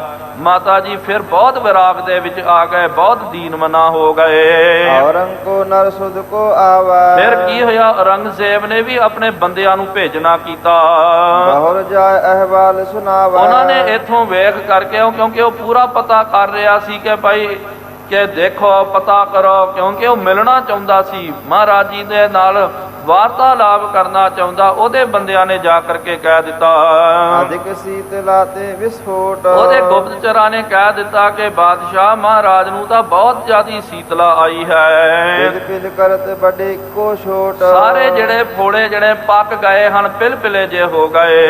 ਸੁਣਤ ਸ਼ਾਹ ਨਿਸ਼ਚੈ ਮਨ ਜਾਣਾ। ਸੁਣ ਕਰਕੇ ਨਰੰਗਾ ਜਿਹੜਾ ਉਹਨੇ ਮਨ ਵਿੱਚ ਜਾਣ ਲਿਆ। ਜਿਨਸੈ ਤਨ ਜਿਮ ਸ਼ਰਾਪ ਬਖਾਨਾ। ਉਹਨੇ ਮਨ ਵਿੱਚ ਵਿਚਾਰ ਕੀਤੀ ਕਿ ਜਿਸ ਤਰ੍ਹਾਂ ਰਾਮ ਰਾਏ ਨੇ ਸ਼ਰਾਪ ਦਿੱਤਾ, ਲੱਗਦਾ ਉਹ ਬਚਨ ਪੂਰਾ ਹੋਣ ਵਾਲਾ ਹੈ। ਭਇਓ ਨ ਬਿਰਥਾ ਇਨਕੋ ਜਾਤ। ਉਹਦੀ ਸ਼ਰਧਾ ਰਾਮ ਰਾਏ ਦੇ ਪ੍ਰਤੀ ਔਰ ਜ਼ਿਆਦੀ ਵੱਧ ਗਈ। ਉਹਨੂੰ ਲੱਗਿਆ ਕਿ ਰਾਮ ਰਾਏ ਭਾਈ ਬੜਾ ਅਜਮਤੀ ਹੈ, ਭਾਈ ਬੜਾ ਕਰਾਮਾਤੀ ਬੰਦਾ ਹੈ। ਮੇਰੇ ਅੱਗੇ ਉਹਨੇ ਕਿਹਾ ਸੀ ਨਾ, ਜਦੋਂ ਤੱਕ ਕੋਈ ਬਿਮਾਰੀ ਵੀ ਨਹੀਂ ਸੀ ਇਹਨਾਂ ਨੂੰ, ਉਸ ਵੇਲੇ ਉਹਨੇ ਕਹਿ ਦਿੱਤਾ ਕਿ ਬਾਦਸ਼ਾਹ ਐਵੇਂ ਬੱਚੇ ਦੀ ਇਹ ਲੋਕ ਪੂਜਾ ਕਰ ਰਿਹਾ, ਅੱਜ ਨਹੀਂ ਤਾਂ ਕੱਲ ਸੀਤਲਾ ਨੇ, ਇਹ ਬਿਮਾਰੀ ਨੇ ਇਹਨਾਂ ਨੂੰ ਖਾ ਜਾਣਾ। ਸੀਤਲਾ ਕਰਕੇ, ਚੇਚਕ ਦੀ ਬਿਮਾਰੀ ਕਰਕੇ ਉਹਨੇ ਜੋ ਬਚਨ ਕੀਤਾ, ਦਾਸ ਗੁਸਤਾਖੀ ਕਰ ਰਿਹਾ, ਤੇ ਉਹਨੇ ਕਿਹਾ ਕਿ ਸੀਤਲਾ ਕਰਕੇ ਇਹਨਾਂ ਨੇ ਮਰ ਜਾਣਾ ਹੈ। ਇਹ ਉਹਨੇ ਬਚਨ ਕੀਤਾ। ਔਰੰਗੇ ਨੂੰ ਉਹੀ ਬਚਨ ਚੇਤੇ ਆ ਰਿਹਾ ਕਿ ਭਾਈ ਰਾਮ ਰਾਏ ਕੋਈ ਮਾੜਾ ਮੋਟਾ ਵਿਅਕਤੀ ਨਹੀਂ ਹੈ, ਭਾਈ ਬੜਾ ਕਰਾਮਾਤੀ ਹੈ। ਇਹ ਜੋ ਬੋਲਦਾ ਉਹ ਸੱਤ ਕਰਕੇ ਹੋ ਰਿਹਾ। ਪਰਖਿਓ ਕਈ ਬਾਰ ਸਭ ਕਹਾਂਤ। ਮਨ ਵਿੱਚ ਸੋਚਦਾ ਕਿ ਕਈ ਵਾਰੀ ਮੈਨੇ ਪਰਖ ਕਰਨੀ ਕੀਤੀ ਹੈ। ਉਹਦੀ ਸ਼ਰਧਾ ਦੇਖੋ ਰਾਮ ਰਾਏ ਦੇ ਪ੍ਰਤੀ ਔਰ ਜ਼ਿਆਦੀ ਵੱਧ ਗਈ। ਰਾਮ ਰਾਏ ਨੇ ਜੋ ਬਚਨ ਕੀਤਾ ਪੂਰਾ ਹੋ ਰਿਹਾ ਹੈ, ਤੇ ਮਨ ਵਿੱਚ ਸੋਚਦਾ ਔਰ ਵੀ ਜੋ ਉਹਨੇ ਬਚਨ ਕੀਤਾ ਉਹ ਸੱਤ ਕਰਕੇ ਹੋ ਰਿਹਾ ਹੈ। ਆਪਨ ਸਭਾ ਮਹਿ ਕੇਤਕ ਬਾਰਾ। ਆਪਣੀ ਸਭਾ ਦੇ ਵਿੱਚ ਕਈ ਵਾਰ ਪ੍ਰਸੰਗ ਕੋ ਬਦਨ ਉਚਾਰਾ। ਤੇ ਮਹਾਰਾਜ ਜੀ ਦਾ ਪ੍ਰਸੰਗ ਉਹਨੇ ਛੇੜਨਾ ਕੀਤਾ। ਜੈ ਗੁਰਨਾਥ ਸਾਥ ਬਹੁ ਬਾਰੀ। ਰਾਜਾ ਜੈ ਸਿੰਘ ਜਿਹੜਾ, ਉਹਦੇ ਤਾਈਂ ਵੀ ਕਈ ਵਾਰੀ ਇਹਨੇ ਵਾਰਤਾਲਾਪ ਕਰਨੀ ਕੀਤੀ। ਵਾਰਤਾ ਕਰਤ ਉਚਾਰੀ। ਤੇ ਵਾਰਤਾ ਕਰਦਾ, ਪੁੱਛ ਪੜਤਾਲ ਕਰਦਾ। ਮਸੰਦ ਬਿਲੰਦ ਸਚਿੰਤ। ਹੁਣ ਦੂਜੇ ਪਾਸੇ ਗੁਰੂ ਘਰ ਦੇ ਵਿੱਚ ਜਿਨ੍ਹਾਂ ਮਸੰਦਾਂ ਨੂੰ, ਗੁਰਮੁਖਾਂ ਨੂੰ ਪਤਾ ਚੱਲਿਆ ਮਹਾਰਾਜ ਜੀ ਬਿਮਾਰ ਹੋ ਗਏ, ਬਹੁਤ ਚਿੰਤਾ ਤੁਰ ਹੋ ਗਏ ਹਨ। ਮਿਲ ਮਿਲ ਬਹੁ ਵਿਚਾਰ ਬਿਰਤੰਤ। ਉਹ ਮਿਲ ਮਿਲ ਕਰਕੇ ਆਪਸ ਦੇ ਵਿੱਚ ਵਿਚਾਰ ਵਟਾਂਦਰਾ ਕਰਦੇ। ਗਾਦੀ ਨਹਿ ਮਿਟ ਜਾਏ। ਉਹਨਾਂ ਦੇ ਮਨ ਦੇ ਵਿੱਚ ਸਾਧ ਸੰਗਤ ਜੀ ਇਹੀ ਡਰ ਪਨਪ ਰਿਹਾ, ਇਹੀ ਡਰ ਲੱਗਿਆ ਹੋਇਆ ਕਿ ਸਤਿਗੁਰੂ ਮਹਾਰਾਜ ਜੀ ਦੇ ਨਾਲ ਕਿਥੇ ਗੁਰਤਾ ਗੱਦੀ ਖਤਮ ਨਾ ਹੋ ਜਾਵੇ, ਗੁਰਤਾ ਗੱਦੀ ਮਿਟ ਨਾ ਜਾਵੇ, ਇਹ ਸਿਲਸਿਲਾ ਜੋ ਹੈ ਇੱਥੇ ਰੁਕ ਨਾ ਜਾਵੇ। ਕਿਉਂਕਿ ਛੇਵੇਂ ਪਾਤਸ਼ਾਹ ਜੀ ਮਹਾਰਾਜ ਜੀ ਦੇ ਕੋਲ ਸਿੱਖਾਂ ਨੇ ਬੇਨਤੀ ਕੀਤੀ ਕਿ ਪੁੱਛਣ ਸਿੱਖ ਅਰਦਾਸ ਕਰ, 6 ਮਹਿਲਾਂ ਤੱਕ ਦਰਸ ਨਿਹਾਰੀ। ਕਿ ਐ ਸਤਿਗੁਰੂ ਮਹਾਰਾਜ 6 ਸਤਿਗੁਰਾਂ ਦੇ ਅਸਾਂ ਨੇ ਦਰਸ਼ਨ ਕੀਤੇ। ਅਗਮ ਅਗੋਚਰ ਸਤਿਗੁਰੂ ਬੋਲੇ ਮੁਖਤੇ ਸੁਨੋ ਸੰਸਾਰੀ। ਕਲਯੁਗ ਪੀੜੀ ਸੋਢੀਆਂ ਨੈ ਚਲ ਨੀਵ ਉਸਾਰ ਖਲਾਰੀ। ਜੁਗ ਜੁਗ ਸਤਿਗੁਰ ਧਰੇ ਅਵਤਾਰੀ। ਮਹਾਰਾਜ ਨੇ ਕਿਹਾ ਕਿ ਸਿੱਖਾਂ ਨੇ ਜਦੋਂ ਬੇਨਤੀ ਕੀਤੀ ਕਿ ਸਤਿਗੁਰੂ ਮਹਾਰਾਜ 6 ਮਹਿਲਾਂ ਤੱਕ ਤਾਂ ਵੇਖ ਲਿਆ, ਔਰ ਕਿੰਨੇ ਜਾਮੇ ਆਪ ਜੀ ਧਾਰਨ ਕਰੋਗੇ, ਗੁਰੂ ਨਾਨਕ ਦੀ ਜੋਤ ਕਿੰਨੇ ਜਾਮਿਆਂ ਦੇ ਵਿੱਚ ਵਰਤੇਗੀ।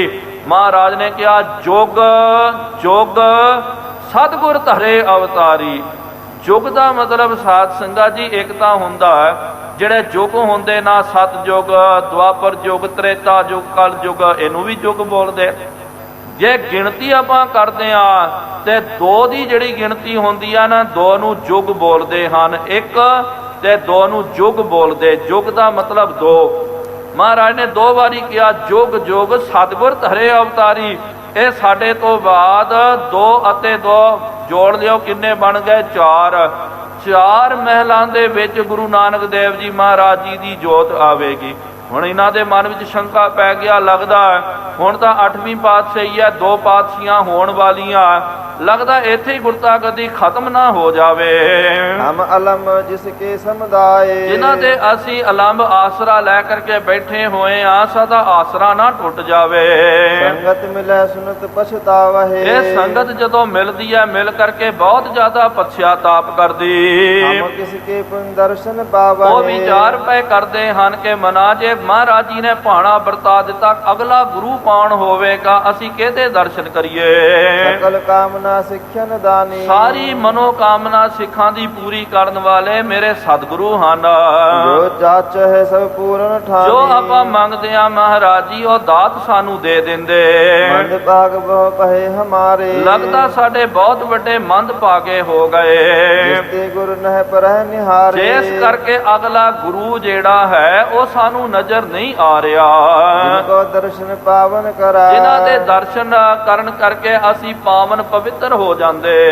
ਜਨਮ ਅਨੇਕ ਪਾਪ ਪਰ ਹਰੈ, ਜਿਨ੍ਹਾਂ ਦੇ ਦਰਸ਼ਨ ਕਰਨ ਮਾਤਰ ਕਰਕੇ ਤੁਧ ਡਿਠੈ ਸੱਚੇ ਪਾਤਸ਼ਾਹ ਮਲ ਜਨਮ ਜਨਮ ਦੀ ਕੱਟੀ ਆ। ਕਿ ਪਾਤਸ਼ਾਹ ਜੀਓ, ਐ ਮੇਰੇ ਸੱਚੇ ਪਾਤਸ਼ਾਹ ਜੀਓ, ਤੁਹਾਡੇ ਦਰਸ਼ਨ ਕਰਨ ਮਾਤਰ ਕਰਕੇ ਜਨਮਾਂ ਜਨਮਾਂਤਰਾਂ ਦੀ ਮੈਲ ਘਟੀ ਜਾਂਦੀ ਹੈ। ਹੁਣ ਅਗਲਾ ਸਤਿਗੁਰੂ ਕੌਣ ਹੋਵੇਗਾ? ਇਤਿਆਦਿਕ ਸਭਨ ਮਹਿ ਰੌਰਾ, ਇਤਿਆਦਿਕ ਸਾਰਿਆਂ ਦੇ ਵਿੱਚ ਇਹ ਰੌਲਾ ਪੈ ਗਿਆ। ਗੁਰ ਮਹਿ ਭਇਓ ਅਨੇਕ ਹੀ ਠੌਰਾ, ਤੇ ਸਾਰੀ ਨਗਰੀ ਦੇ ਵਿੱਚ ਇਹ ਥਾਂ ਥਾਂ ਤੇ ਰੌਲਾ ਪੈ ਰਿਹਾ ਹੈ। ਰਾਮ ਰਾਏ ਸੁਣ ਕੇ ਸੁਧ ਸਾਰੇ, ਰਾਮ ਰਾਏ ਨੇ ਇਹ ਸਾਰੀ ਗੱਲ ਨੂੰ ਸੁਣ ਕਰਕੇ ਬੁਰਾ ਭਲਾ ਨਹਿ ਕਰਤ ਉਚਾਰੇ। ਉਹ ਕੋਈ ਬਚਨ ਨਹੀਂ ਕਰ ਰਿਹਾ ਕਿ ਦੇਖੋ ਜੀ ਇਹ ਚੰਗਾ ਹੋਇਆ ਜਾਂ ਮਾੜਾ ਹੋਇਆ। ਦੇਖੋ ਕਿੰਨੀ ਜ਼ਿਆਦੀ ਉਹਦੇ ਮਨ ਦੇ ਵਿੱਚ ਈਰਖਾ ਦੀ, ਦ્વੈਸ਼ ਦੀ ਅੱਗ ਲੱਗੀ ਹੋਈ ਹੈ। ਇੰਨਾ ਮਹਾਰਾਜ ਜੀ ਦੇ ਤਨ ਦੇ ਉੱਤੇ ਪੀੜਾ ਆਏ, ਉਹ ਇਹ ਨਹੀਂ ਕਹਿੰਦਾ ਜੀ ਚਲੋ ਜੋ ਮਰਜ਼ੀ ਹੋਵੇ, ਮਹਾਰਾਜ ਨੇ ਕੀ ਵਿਗਾੜਿਆ ਸੀ ਇਹਦਾ, ਚਲੋ ਮੈਂ ਮਿਲ ਕੇ ਆਵਾਂ। ਜਾਂ ਕਈ ਵਾਰੀ ਕਿਹਦੇ ਨਾਲ ਦੁਸ਼ਮਣ ਦੇ ਨਾਲ ਵੀ ਕੋਈ ਦੁੱਖ ਦਾ ਭਾਣਾ ਵਰਤ ਜਾਵੇ, ਆਪਾਂ ਵੀ ਕਹਿ ਦਿੰਦੇ ਆ ਕਿ ਭਾਈ ਇਹ ਗੱਲ ਠੀਕ ਨਹੀਂ ਹੋਈ ਹੈ, ਇਹ ਨਹੀਂ ਹੋਣਾ ਚਾਹੀਦਾ। ਇਸ ਤਰ੍ਹਾਂ ਕੁਛ ਨਹੀਂ ਬੋਲ ਰਿਹਾ, ਮਨ ਦੇ ਵਿੱਚ ਸਗੋਂ ਔਰ ਜ਼ਿਆਦਾ ਉਹ ਪ੍ਰਸੰਨ ਹੋ ਰਿਹਾ। ਦੇਖੋ ਬੰਦੇ ਦੇ ਅੰਦਰ ਲਾਲਚ ਆ ਜਾਵੇ, ਜਰ ਵੰਡ ਦੇਵੈ ਭਾਈ, ਮਾਇਆ ਪੈਣ ਕਰਕੇ ਭਰਾ ਭਰਾ ਦੇ ਖੂਨ ਦੇ ਦੁਸ਼ਮਣ ਬਣ ਜਾਂਦੇ। ਬਾਪ ਬੇਟੇ ਦਾ ਕਤਲ ਕਰ ਦਿੰਦਾ, ਬੇਟੇ ਬਾਪ ਨੂੰ ਮਾਰ ਕੇ ਰੱਖ ਦਿੰਦੇ ਹਨ। ਇਹ ਸਭ ਮਾਇਆ ਦਾ ਮੋਹ ਹੈ। ਭਰਾਤ ਪਰਸ ਪਰ ਜੇ ਬਚ ਕਹਾ, ਕਿਉਂਕਿ ਆਪਸ ਦੇ ਵਿੱਚ ਜੋ ਇਹਨਾਂ ਨੇ ਬਚਨ ਕਰਨਾ ਕੀਤਾ, ਉਹ ਸਮਰਥ ਹਟਾਵਨ ਚਾਹਾ। ਹੁਣ ਕਵੀ ਰਾਜ ਜੀ ਦੱਸਦੇ ਕਿ ਭਾਈ ਕਿਹੜਾ ਸਮਰਥ ਹੈ ਭਾਈ ਜੋ ਇਹਨੂੰ ਹਟਾ ਦਵੇ। ਸ੍ਰੀ ਨਾਨਕ ਕੀ ਜੋਤ ਅਪਾਰ, ਕਿਉਂਕਿ ਗੁਰੂ ਨਾਨਕ ਦੇਵ ਜੀ ਮਹਾਰਾਜ ਜੀ ਦੀ ਜੋਤ ਅਪਰ ਅਪਾਰ, ਉਹ ਨਹਿ ਪਾਇ ਸਕਹਿ ਤੇ ਪਾਰ। ਉਸ ਜੋਤ ਦਾ ਕੋਈ ਪਾਰਾਵਾਰ ਨਹੀਂ ਪ੍ਰਾਪਤ ਕਰ ਸਕਦਾ। ਸ੍ਰੀ ਹਰਿ ਕ੍ਰਿਸ਼ਨ ਮਹਾ ਸਮਰੱਥ, ਧੰਨ ਸ੍ਰੀ ਗੁਰੂ ਹਰਿਕ੍ਰਿਸ਼ਨ ਸਾਹਿਬ ਜੀ ਮਹਾਰਾਜ ਮਹਾ ਬਹੁਤ ਵੱਡੇ ਸਮਰੱਥਵਾਨ ਹਨ। ਸਕਲ ਵਾਰਤਾ ਜਿਨ ਕੇ ਹੱਥ, ਸਾਰੀ ਵਾਰਤਾ ਜਿਹੜੀ ਹੈ ਜਿਨ੍ਹਾਂ ਦੇ ਹੱਥ ਦੇ ਵਿੱਚ ਹੈ। ਅੰਗੀਕਾਰ ਤਉ ਬਚ ਕਰਿਓ, ਫਿਰ ਵੀ ਦੇਖੋ ਉਹਨਾਂ ਨੇ ਇਹਨਾਂ ਬਚਨਾਂ ਨੂੰ ਅੰਗੀਕਾਰ ਕਰਨਾ ਕੀਤਾ। ਇਹਦੇ ਵਿੱਚ ਵੀ ਸਾਧ ਸੰਗਤ ਜੀ ਬਹੁਤ ਜ਼ਿਆਦਾ ਕਾਰਨ ਸਨ। ਪਹਿਲਾਂ ਵੀ ਦਾਸ ਨੇ ਬੇਨਤੀ ਕੀਤੀ, ਅੱਗੇ ਵੀ ਜਦੋਂ ਪ੍ਰਸੰਗ ਆਵੇਗਾ ਉਹਦੀ ਵੀ ਆਪਾਂ ਵਿਚਾਰ ਕਰ ਲੈਣੀ ਹੈ। ਕਿਉਂਕਿ ਸਮਾਂ ਜਿਹੜਾ ਨਾਵੇਂ ਪਾਤਸ਼ਾਹ ਜੀ ਮਹਾਰਾਜ ਜੀ ਦਾ ਉਹ ਸਮਾਂ ਨਜ਼ਦੀਕ ਆ ਗਿਆ। 8 ਪਾਤਸ਼ਾਹੀਆਂ ਭੋਗਣੀਆਂ ਸਨ, ਹੋਣੀਆਂ ਸਨ। 8ਵੀਂ ਪਾਤਸ਼ਾਹ ਤਾਂ ਹੋ ਗਏ, ਲੇਕਿਨ ਜੋ ਕੰਮ ਕਰਨਾ ਸੀ ਗੁਰੂ ਤੇਗ ਬਹਾਦਰ ਜੀ ਮਹਾਰਾਜ ਜੀ ਦੇ ਹਿੱਸੇ, ਧਰਮ ਰੱਛਕ ਬਲਬੀਰ ਬਹਾਦਰ ਮਹਾਰਾਜ ਜੀ ਨੇ ਕਿਹਾ, ਦੀਨ ਰੱਛ ਸੰਕਟ ਹਰਨ ਕਿਹਾ ਸੀ ਕਿ ਜਿਨ੍ਹਾਂ ਦੀ ਰੱਛਾ ਤੇ ਸੰਕਟਾਂ ਨੂੰ ਨਾਸ਼ ਕਰਨ ਵਾਲੇ, ਉਹ ਕੰਮ ਕਰਨ ਦਾ ਸਮਾਂ ਨਜ਼ਦੀਕ ਆ ਗਿਆ। ਤਾਂ ਕਰਕੇ ਇੱਕ ਇਹ ਵੀ ਕਾਰਨ ਸੀ ਕਿ ਸਤਿਗੁਰੂ ਮਹਾਰਾਜ ਜੀ ਨੇ ਆਪਣੇ ਤਨ ਦਾ ਚੋਲਾ ਪਰਦਾ ਜਿਹੜਾ ਕੱਢ ਲਿਆ। ਜੋ ਭਰਾਤਾ ਕਰ ਬੈਰ ਉਚਰਿਓ, ਜੋ ਰਾਮ ਰਾਏ ਨੇ ਬੈਰ ਭਾਵਨਾ ਧਾਰਨ ਕਰਕੇ ਬਚਨ ਉਚਾਰਨ ਕੀਤਾ, ਬਹੁ ਕਾਰਨ ਤਿਸ ਮਹਿ ਮਨ ਜਾਣੇ, ਜਿਹਦੇ ਵਿੱਚ ਬਹੁਤ ਸਾਰੇ ਕਾਰਨ ਹਨ। ਜੋ ਸ੍ਰੀ ਤੇਗ ਬਹਾਦਰ ਠਾਣੇ। ਦੇਖੋ ਇੱਥੇ ਕਵੀ ਰਾਜ ਨੇ ਵੀ ਦੱਸ ਦਿੱਤਾ ਕਿ ਭਾਈ ਗੁਰੂ ਤੇਗ ਬਹਾਦਰ ਜੀ ਮਹਾਰਾਜ ਜੀ ਦੀ ਵੀ ਤਾਂ ਵਾਰੀ ਆਉਣ ਵਾਲੀ ਸੀ। ਉਹਨਾਂ ਦਾ ਸਮਾਂ ਜੋ ਹੈ, ਜੋ ਉਹਨਾਂ ਨੇ ਕੌਤਕ ਕਰਨਾ, ਇਹ ਸਭ ਸਾਧ ਸੰਗਤ ਜੀ ਅਸਲ ਦੇ ਵਿੱਚ ਕੋਈ ਵੀ ਜਦੋਂ ਇਤਿਹਾਸ ਘੜਦਾ, ਤੁਰੰਤ ਆਪਾਂ ਉਹਨੂੰ ਸਮਝਣ ਦਾ ਜੇ ਯਤਨ ਕਰੀਏ ਆਪਾਂ ਨੂੰ ਪਤਾ ਨਹੀਂ ਲੱਗਦਾ। ਕਈ ਵਾਰੀ ਆਪਾਂ ਉਹਦੇ ਵਿੱਚ ਵਿਚਲਿਤ ਹੋ ਜਾਂਦੇ ਹਾਂ ਕਿ ਇਹ ਕੀ ਹੋ ਗਿਆ। ਲੇਕਿਨ ਜੇ ਆਪਾਂ ਲੰਮੀ ਨਜ਼ਰ ਨਿਹਾਲੀ ਆ, ਲੰਬੀ ਦ੍ਰਿਸ਼ਟੀ ਦੇ ਨਾਲ, ਦੀਰਘ ਦ੍ਰਿਸ਼ਟੀ ਦੇ ਨਾਲ ਵੇਖਦੇ ਹਾਂ, ਤਾਂ ਸਾਨੂੰ ਬਾਅਦ ਦੇ ਵਿੱਚ ਇੱਕ ਲੰਮਾ ਸਮਾਂ ਹੋਣ ਤੋਂ ਬਾਅਦ ਪਤਾ ਲੱਗਦਾ ਹੈ ਕਿ ਭਾਈ ਇਹ ਪਾਣਾ ਕਿਉਂ ਵਰਤਿਆ, ਇਹਦਾ ਕੀ ਕਾਰਨ ਹੈ, ਇਹਦਾ ਨੁਕਸਾਨ ਕੀ ਹੋਇਆ ਤੇ ਫਾਇਦਾ ਕੀ ਹੋਇਆ। ਤੁਰੰਤ ਆਪਾਂ ਇਹ ਅਨੁਮਾਨ ਨਹੀਂ ਕੱਢਣਾ ਚਾਹੀਦਾ ਕਿ ਨੁਕਸਾਨ ਕੀ ਹੋ ਗਿਆ, ਫਾਇਦਾ ਕੀ ਹੋ ਗਿਆ। ਇੱਕ ਲੰਬਾ ਸਮਾਂ ਦੇਣਾ ਚਾਹੀਦਾ, ਤਾਂ ਫਿਰ ਪਤਾ ਲੱਗੇਗਾ ਕਿ ਹਾਂ ਜੀ ਇਹਦੇ ਵਿੱਚ ਨੁਕਸਾਨ ਕੀ ਸੀ ਤੇ ਫਾਇਦਾ ਕਿਹੜਾ ਹੋਇਆ ਹੈ। ਗੁਰੂ ਤੇਗ ਬਹਾਦਰ ਜੀ ਮਹਾਰਾਜ ਜੀ ਦਾ ਵੀ ਜਿਹੜਾ ਸਮਾਂ ਜਿਹੜਾ ਹੈ, ਜੋ ਉਹਨਾਂ ਨੇ ਕੌਤਕ ਕਰਨਾ ਹੈ ਤੇ ਸਾਰੇ ਸ੍ਰਿਸ਼ਟ ਦੇ ਉੱਤੇ ਧਰਮ ਦੀ ਰੱਛਾ ਕਰਨੀ ਹੈ, ਤਨ ਦਾ ਚਾਦਰਾ ਕੱਜਣਾ ਹੈ, ਜੇ ਆਪਾਂ ਵਿਚਾਰ ਕਰਦੇ ਹਾਂ ਕਿ ਜੇ ਧੰਨ ਗੁਰੂ ਹਰਕ੍ਰਿਸ਼ਨ ਸਾਹਿਬ ਜੀ ਮਹਾਰਾਜ ਸਾਧ ਸੰਗਤ ਜੀ ਇੱਕ ਜੇ ਲੰਬੇਰੀ ਆਰਬਲਾ ਆਯੂ ਜੇ ਇਹ ਭੋਗ ਦੇ, ਮਾਫ ਕਰਨਾ ਆਪਾਂ ਇੱਕ ਵਿਚਾਰ ਕਰ ਰਹੇ ਹਾਂ, ਇੱਕ ਥਾਟ ਬਣਾ ਰਹੇ ਹਾਂ ਕਿ ਜੇ ਸਮਝ ਲਿਓ ਕਿ ਗੁਰੂ ਹਰਕ੍ਰਿਸ਼ਨ ਸਾਹਿਬ ਜੀ ਮਹਾਰਾਜ ਜੀ ਨੇ ਲੰਬਾ ਸਮਾਂ ਜੇ ਗੁਰਤਾ ਗੱਦੀ ਕੀਤੀ ਤਾਂ ਸੱਚ ਜਾਣੋ ਗੁਰੂ ਤੇਗ ਬਹਾਦਰ ਜੀ ਮਹਾਰਾਜ ਜੀ ਦੀ ਮਾਫੀ ਚਾਹੁੰਦਾ ਕਿ ਮੈਂ ਅਸੀਂ ਜੋ ਆਪਾਂ ਵਿਚਾਰ ਕਰ ਰਹੇ ਹਾਂ, ਇੱਕ ਆਪਾਂ ਜਿਸ ਤਰ੍ਹਾਂ ਕਹਿੰਦੇ ਨਾ ਜੇ ਇਸ ਤਰ੍ਹਾਂ ਨਹੀਂ ਹੋਇਆ ਤੇ ਉਸ ਤਰ੍ਹਾਂ ਹੋ ਸਕਦਾ, ਜੇ ਉਸ ਤਰ੍ਹਾਂ ਆਪਾਂ ਵਿਚਾਰ ਕਰੀਏ ਤਾਂ ਫਿਰ ਗੁਰੂ ਤੇਗ ਬਹਾਦਰ ਜੀ ਮਹਾਰਾਜ ਜੀ ਦੀ ਵਾਰੀ ਕਦੋਂ ਆਵੇਗੀ। ਸਮਾਂ ਜਿਹੜਾ ਇਸ ਤੋਂ ਬਾਅਦ ਗੁਰੂ ਤੇਗ ਬਹਾਦਰ ਜੀ ਮਹਾਰਾਜ ਜੀ ਨੇ ਜਦੋਂ ਗੁਰਤਾ ਗੱਦੀ ਕੀਤੀ ਹੈ, ਥੋੜੇ ਕੁ ਸਮੇਂ ਦੇ ਵਿੱਚ ਸਤਿਗੁਰੂ ਮਹਾਰਾਜ ਜੀ ਨੇ ਸ਼ਹਾਦਤ ਦੀ ਅਵਧ ਮਾਨਣੀ ਕੀਤੀ। ਜੇ ਇਹ ਸਮਾਂ ਜਿਹੜਾ ਗੁਰੂ ਹਰਕ੍ਰਿਸ਼ਨ ਸਾਹਿਬ ਜੀ ਮਹਾਰਾਜ ਨੂੰ ਪ੍ਰਾਪਤ ਹੋ ਜਾਂਦਾ, ਉਹਨਾਂ ਦਾ ਸਮਾਂ ਹੀ ਜਿਹੜਾ ਹੈ ਨਹੀਂ ਆਣਾ ਸੀ ਤੇ ਜੋ ਉਹਨਾਂ ਨੇ ਕਾਰਨੀ ਕਰਨੀ ਸੀ, ਜੋ ਉਹਨਾਂ ਨੇ ਸ਼ੁਭ ਕਰਮ ਕਰਨੇ ਉਹ ਤਾਂ ਉਂਝ ਹੀ ਰਹਿ ਜਾਣੇ।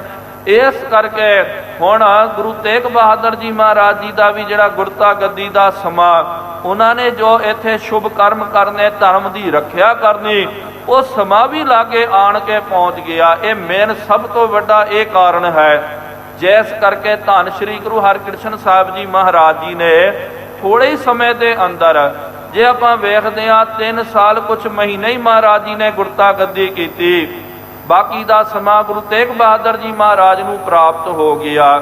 ਇਸ ਕਰਕੇ ਇਹ ਆਪਾਂ ਅਨੁਮਾਨ ਕੱਢ ਸਕਦੇ ਹਾਂ ਜੋ ਇੱਥੇ ਕਵੀ ਰਾਜ ਨੇ ਵੀ ਬਚਨ ਕੀਤਾ ਕਿ ਉਹਨਾਂ ਦਾ ਸਮਾਂ ਨਜ਼ਦੀਕ ਆ ਗਿਆ। ਇਸ ਕਰਕੇ ਪਾਤਸ਼ਾਹ ਜੀ ਨੇ ਆਪਣੇ ਤਨ ਦਾ ਪਰਦਾ ਕੱਜ ਲਿਆ। ਇਨਕੇ ਸੁਤ ਹੋਏ ਪੰਥ ਚਲਾਵਨ, ਫਿਰ ਅੱਗੇ ਗੁਰੂ ਤੇਗ ਬਹਾਦਰ ਜੀ, ਉਹਨਾਂ ਤੋਂ ਅੱਗੇ ਉਹਨਾਂ ਦੇ ਸੁਤ ਕੌਣ? ਧੰਨ ਸਾਹਿਬ ਸ੍ਰੀ ਗੁਰੂ ਗੋਬਿੰਦ ਸਿੰਘ ਸਾਹਿਬ ਜੀ ਮਹਾਰਾਜ। ਧਰਮ ਚਲਾਵਨ ਸੰਤ ਉਬਾਰਨ, ਦੁਸ਼ਟ ਸਬਨ ਕੋ ਮੂਲ ਉਪਾਰਨ। ਧਰਮ ਦੀ ਰੱਖਿਆ ਕਰਨੀ, ਧਰਮ ਚਲਾਉਣਾ ਸੀ ਨਾ, ਤੀਸਰ ਪੰਥ ਚਲਾਇਓ ਵੱਡ ਗੁਨੀ ਗਹਿਰਾ। ਵਾਹ ਵਾਹ ਗੋਬਿੰਦ ਸਿੰਘ ਆਪੇ ਗੁਰ ਚੇਲਾ। ਤੀਸਰਾ ਪੰਥ ਜਿਹੜਾ ਖਾਲਸੇ ਪੰਥ ਨੂੰ ਪ੍ਰਗਟ ਕਰਨਾ ਸੀ, ਪ੍ਰਗਟਿਓ ਖਾਲਸਾ ਪਰਮਾਤਮ ਕੀ ਮੌਜ। ਪਰਮਾਤਮ ਕੀ ਮੌਜ ਦੇ ਵਿੱਚੋਂ ਖਾਲਸੇ ਪੰਥ ਨੂੰ ਪ੍ਰਗਟ ਕਰਨਾ, ਉਹ ਵੀ ਸਮਾਂ ਜਿਹੜਾ ਨਜ਼ਦੀਕ ਆ ਚੁੱਕਿਆ। ਤੁਰਕਨ ਕੀ ਜਰਾ ਨਸਾਵਨ, ਕਿਉਂਕਿ ਤੁਰਕਾਂ ਦੀ ਜੜ ਜਿਹੜੀ ਹੈ ਉਹਨਾਂ ਨੂੰ ਨਾਸ਼ ਕਰਨਾ ਹੈ। ਸ਼ਾਸਤਰਧਾਰੀ ਬਣ ਕਰਕੇ ਉਹਨਾਂ ਨੇ ਜੋ ਜੰਗ ਯੁੱਧ ਕਰਨਾ ਕੀਤਾ। ਵਾਕ ਪਿਤਾ ਮੈਂ ਪਿਤ ਸਫਲਾਵਾ, ਫਿਰ ਪਿਤਾਮਾ ਦਾ ਮਤਲਬ ਦਾਦਾ ਸਤਿਗੁਰੂ ਧੰਨ ਸ਼੍ਰੀ ਗੁਰੂ ਹਰਗੋਬਿੰਦ ਸਾਹਿਬ ਜੀ ਮਹਾਰਾਜ ਜੀ ਨੇ ਜੋ ਬਚਨ ਕੀਤਾ ਕਿ ਸਾਡਾ ਪੋਤਰਾ ਮਹਾਬਲੀ ਹੋਵੇਗਾ, ਉਹ ਇਸ਼ਾਰਾ ਸੀ ਧੰਨ ਗੁਰੂ ਗੋਬਿੰਦ ਸਿੰਘ ਸਾਹਿਬ ਜੀ ਮਹਾਰਾਜ ਜੀ ਦੇ ਪ੍ਰਤੀ। ਕਿਉਂਕਿ ਉਹਨਾਂ ਦੇ ਪੁੱਤਰ ਸੀ ਧੰਨ ਸ਼੍ਰੀ ਗੁਰੂ ਤੇਗ ਬਹਾਦਰ ਜੀ ਮਹਾਰਾਜ, ਉਹਨਾਂ ਦੇ ਪੋਤਰੇ ਹਨ ਧੰਨ ਸ਼੍ਰੀ ਗੁਰੂ ਗੋਬਿੰਦ ਸਿੰਘ ਸਾਹਿਬ ਜੀ ਮਹਾਰਾਜ। ਮਹਾਬਲੀ ਯੋਧਾ ਪ੍ਰਗਟ ਹੋਵੇਗਾ, ਪੰਥ ਨੂੰ ਪਰਚੁਰ ਕਰੇਗਾ। ਵੀਰ ਰਸੀ ਬਾਣੀ ਦਾ ਉਹਨਾਂ ਨੇ ਉਚਾਰਨ ਕਰਨਾ, ਉਹਦੀ ਰਚਨਾ ਕਰਨੀ ਹੈ। ਅੱਜ ਵੀ ਸਾਧ ਸੰਗਤ ਜੀ ਜਿਹੜੀ ਵੀਰ ਰਸੀ ਬਾਣੀ ਦਾ ਜਾਪ ਜਿਹੜਾ ਤਖਤ ਸਾਹਿਬ ਜੀ ਦੇ ਵਿੱਚ ਕੀਤਾ ਜਾਂਦਾ, ਵਿਸ਼ੇਸ਼ ਕਰਕੇ ਆ ਜਿਹੜਾ ਪਰਬ ਚੱਲ ਰਿਹਾ ਨਾ ਦੁਸਹਿਰੇ ਦਾ ਪਰਬ, ਇਹਨੂੰ ਆਪਾਂ ਸ਼ਕਤੀ ਦਾ ਸੰਚਾਰ ਦੇ ਰੂਪ ਦੇ ਵਿੱਚ ਇਹਨੂੰ ਮਨਾਉਂਦੇ ਹਾਂ। ਇਸ ਦਿਹਾੜਿਆਂ ਦੇ ਨਿਮਿਤ ਤਖਤ ਸਾਹਿਬ ਜੀ ਦੀ ਜੋ ਪੁਰਾਤਨ ਚਲੀ ਆ ਰਹੀ ਰਵਾਇਤ ਮਰਿਆਦਾ ਮੁਤਾਬਕ ਦਸਮ ਸ਼੍ਰੀ ਗ੍ਰੰਥ ਸਾਹਿਬ ਜੀ ਦੇ ਵਿੱਚੋਂ ਜੋਤਮਈ ਬਾਣੀ ਜਿਹੜੀ ਹੈ, ਜੰਗੀ ਬਾਣੀ ਜਿਹੜੀ ਹੈ, ਜਿਹਨੂੰ ਪੜ੍ਹ ਕਰਕੇ ਸਰਵਣ ਕਰਕੇ ਵੀਰ ਰਸ ਦਾ, ਰੁਦਰ ਰਸ ਦਾ ਸੰਚਾਰ ਹੁੰਦਾ। ਲੇਕਿਨ ਯਾਦ ਰੱਖੋ ਗੁਰਮੁਖੋ, ਪਾਠੀ ਵੀ ਫਿਰ ਉਹ ਜਿਹਾ ਹੋਣਾ ਚਾਹੀਦਾ, ਮਾਫ ਕਰਨਾ। ਗੱਜ ਵੱਜ ਕਰਕੇ ਸ਼ੁੱਧ ਅਤੇ ਸਪਸ਼ਟ ਬਾਣੀ ਦਾ ਜੇ ਜਾਪ ਕੀਤਾ ਜਾਵੇ, ਆਪ ਜੀ ਫਿਰ ਸਰਵਣ ਕਰਨਾ ਕਰੋ ਕਿਸ ਤਰ੍ਹਾਂ ਟੋੜੇ ਫੜਕਦੇ ਹਨ, ਕਿਸ ਤਰ੍ਹਾਂ ਮਨ ਦੇ ਅੰਦਰ ਵੀਰ ਰਸ ਦਾ, ਰੁਦਰ ਰਸ ਦਾ ਸੰਚਾਰ ਹੁੰਦਾ। ਇਹ ਜੰਗਮਈ ਜੋਧਮਈ ਬਾਣੀ ਦਾ ਮਹਾਰਾਜ ਜੀ ਨੇ ਉਚਾਰਨ ਕੀਤਾ ਤੇ ਸੀਨਾ ਬਾ ਸੀਨਾ ਆਪਾਂ ਅੱਜ ਵੀ ਵੇਖੋ ਇਹ ਪਾਠ ਜਿਹੜਾ ਨਿਰੰਤਰ ਦੁਸਹਿਰੇ ਪਰਬ ਦੇ ਨਿਮਿਤ ਤਖਤ ਸੱਚਖੰਡ ਸ੍ਰੀ ਹਜ਼ੂਰ ਸ੍ਰੀ ਅਬਚਲ ਸਾਹਿਬ ਜੀ ਦੇ ਵਿੱਚ ਰੋਜ਼ ਸੰਧਿਆ ਦੇ ਦੀਵਾਨਾਂ ਦੀ ਸਮਾਪਤੀ ਤੋਂ ਬਾਅਦ ਇਹ ਜਾਪ ਲਗਾਤਾਰ ਨਿਰੰਤਰ ਚੱਲਦਾ, ਦੁਸਹਿਰੇ ਤੱਕ ਇਹ ਚੱਲੇਗਾ। ਨਵਰਾਤਰੇ ਅਤੇ ਦੁਸਹਿਰੇ ਨੂੰ ਇਹ ਪਾਠ ਹੋ ਕਰਕੇ ਫਿਰ ਗੁਰੂ ਕਾ ਖਾਲਸਾ ਮਹੱਲਾ ਖੇਡਣ ਦੇ ਲਈ ਚੜ੍ਹਦਾ ਬੋਲਦਾ ਹੈ। ਕਿਉਂਕਿ ਵੀਰ ਰਸੀ ਬਾਣੀ ਹੈ, ਤੇ ਯਾਦ ਰੱਖੋ ਜਦੋਂ ਜੰਗ ਕਰਨਾ ਹੋਵੇ, ਧਰਮ ਦੀ ਰੱਖਿਆ ਦੇ ਲਈ ਸ਼ਸਤਰ ਪਕੜਨੇ ਹੋਣ, ਉਹਦੇ ਲਈ ਸਾਧ ਸੰਗਤ ਜੀ ਵਿਰਾਗ ਰਸ, ਭਗਤੀ ਰਸ, ਪ੍ਰੇਮ ਰਸ ਇਹ ਕੰਮ ਨਹੀਂ ਆਉਂਦਾ। ਜੇ ਸ਼ਸਤਰ ਚਲਾਉਣਾ, ਸ਼ਸਤਰ ਚਲਾਉਣ ਦੇ ਲਈ ਵੀਰ ਰਸ ਕੰਮ ਆਉਂਦਾ। ਜਿੰਨਾ ਤੁਹਾਡੇ ਅੰਦਰ ਵੀਰ ਰਸ ਹੋਵੇ, ਤੁਸੀਂ ਫਿਰ ਸ਼ਸਤਰਾਂ ਨੂੰ ਪਕੜ ਕਰਕੇ ਵੈਰੀਆਂ ਦੇ ਆਹੂ ਲਾ ਸਕਦੇ ਹੋ, ਧਰਮ ਦੀ ਰੱਖਿਆ ਕਰ ਸਕਦੇ ਹੋ। ਗੁਰੂ ਗੋਬਿੰਦ ਸਿੰਘ ਸਾਹਿਬ ਜੀ ਮਹਾਰਾਜ ਜੀ ਨੇ ਇਹੋ ਜਿਹੀ ਬਾਣੀ ਦੀ ਰਚਨਾ ਕਰਨੀ ਕੀਤੀ ਹੈ। ਜਿਹੜੇ ਬੁਜ਼ਦਿਲ ਹਨ, ਕਾਇਰ ਹਨ, ਕਾਇਰ ਵੀ ਜਿਹੜਾ ਬਾਣੀ ਦਾ ਜਾਪ ਕਰਦਾ, ਸਰਵਣ ਕਰਦਾ, ਉਹਦੇ ਡੋੜੇ ਫੜਕਦੇ, ਉਹ ਵੱਡਾ ਸੂਰਮਾ ਬਣ ਜਾਂਦਾ। ਇਹੋ ਜਿਹੀ ਬਾਣੀ ਦੀ ਰਚਨਾ ਕਰਨੀ ਹੈ ਗੁਰੂ ਗੋਬਿੰਦ ਸਿੰਘ ਸਾਹਿਬ ਜੀ ਮਹਾਰਾਜ ਜੀ ਨੇ। ਖਾਲਸੇ ਪੰਥ ਨੂੰ ਪ੍ਰਗਟ ਕਰਨਾ ਬੜਾ ਕਾਰਜ ਕਰਨਾ। ਜੇ ਉਹਨਾਂ ਦਾ ਸਮਾਂ ਆਪਾਂ ਲੈ ਲਈਏ ਤੇ ਫਿਰ ਅੱਗੇ ਉਹ ਸਮਾਂ ਨਹੀਂ ਹੁੰਦਾ, ਕਿਉਂਕਿ ਸਮੇਂ ਦਾ ਇੱਕ ਦਾਇਰਾ ਹੁੰਦਾ, ਸੀਮਾ ਹੁੰਦੀ ਹੈ। ਉਦਾਹਰਣ ਦੇ ਤੌਰ ਤੇ ਦਾਸ ਇੱਕ ਦ੍ਰਿਸ਼ਟਾਂਤ ਦੇ ਰਿਹਾ। ਜਿਸ ਤਰ੍ਹਾਂ ਸਾਧ ਸੰਗਤ ਜੀ ਕਿੱਥੇ ਪ੍ਰੋਗਰਾਮ ਉਲੀਕੇ ਜਾਂਦੇ, ਖਾਸ ਕਰਕੇ ਧਾਰਮਿਕ ਸਮਾਗਮ ਆਦਿਕ ਹੁੰਦੇ ਹਨ, ਆਪਾਂ ਵੇਖਦੇ ਹਾਂ ਉਹ ਸਮਾਗਮ ਜਿਹੜਾ ਉਲੀਕਿਆ ਜਾਂਦਾ, ਕਈ ਵਾਰੀ ਆਪਾਂ ਕਹਿੰਦੇ ਨਾ ਜੀ ਇਹ 3 ਘੰਟਿਆਂ ਦਾ ਸਮਾਗਮ ਹੈ, 3 ਘੰਟੇ ਸਮਾਗਮ ਚੱਲੇਗਾ। 3 ਘੰਟਿਆਂ ਦੇ ਵਿੱਚ 3 ਬੁਲਾਰੇ ਜਿਹੜੇ ਹਨ, ਇਹਨਾਂ ਨੇ ਇੱਥੇ ਹਾਜ਼ਰੀ ਭਰਨੀ ਹੈ, ਦੀਵਾਨ ਦੇ ਵਿੱਚ ਇਹਨਾਂ ਨੇ ਰੌਣਕਾਂ ਲਾਣੀਆਂ। ਜੇ ਇਹ 3 ਜਿਹੜੇ ਬੁਲਾਰੇ, ਉਹਦੇ ਵਿੱਚੋਂ ਕਿਸੇ ਇੱਕ ਬੁਲਾਰੇ ਨੇ ਜ਼ਿਆਦਾ ਸਮਾਂ ਲੈ ਲਿਆ, ਉਹਨੂੰ ਦਿੱਤਾ 1 ਘੰਟੇ ਦਾ ਸਮਾਂ, ਜੇ ਉਹਨੇ 1.5-2 ਘੰਟਾ ਲੈ ਲਿਆ, ਫਿਰ ਬਾਕੀ ਦੇ 2 ਨੂੰ ਤਾਂ ਫਿਰ ਸਮਾਂ ਨਹੀਂ ਪ੍ਰਾਪਤ ਹੋਵੇਗਾ। ਉਹਨਾਂ ਨੇ ਫਿਰ ਕੀ ਬੋਲਣਾ।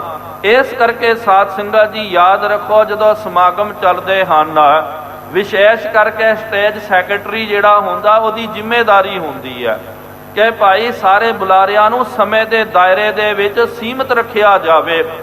ਜਦੋਂ ਬੁਲਾਰਾ ਜਾਂ ਕੀਰਤਨੀਆ ਉਹਦਾ ਦਿੱਤਾ ਹੋਇਆ ਨਿਜਤ ਸਮਾਂ ਤੋਂ ਜਦੋਂ ਅੱਗੇ ਚੱਲ ਜਾਂਦਾ, ਉਹ ਇਸ਼ਾਰਾ ਕਰ ਦਿੰਦੇ, ਉਹ ਦੱਸ ਦਿੰਦੇ ਕਿ ਭਾਈ ਤੁਹਾਡਾ ਇੱਥੇ ਸਮਾਂ ਸਮਾਪਤ ਹੋ ਗਿਆ। ਹੁਣ ਦੇਖੋ ਕਥਾ ਚੱਲ ਰਹੀ ਹੈ, ਹੁਣ 5 ਵਜੇ ਤੱਕ ਦਾ ਕਥਾ ਦਾ ਸਮਾਂ ਹੈ। ਜੇ ਦਾਸ 6 ਵਜੇ ਤੱਕ ਕਥਾ ਕਰਦਾ ਚੱਲ ਜਾਵੇ, ਕਿਉਂਕਿ ਇਹਦੇ ਵਿੱਚ ਅਸੀਂ ਤਾਂ ਕਰ ਸਕਦੇ ਹਾਂ, ਉਸ ਤੋਂ ਬਾਅਦ ਰਾਗੀ ਸਿੰਘ ਦੀ ਬਾਰੀ ਕਦੋਂ ਆਵੇਗੀ, ਮਰਿਆਦਾ ਟੁੱਟ ਜਾਵੇਗੀ, ਸੋਦਰ ਦਾ ਕੀਰਤਨ ਹੋਵੇਗਾ, ਉਹ ਰਹਿ ਜਾਵੇਗਾ।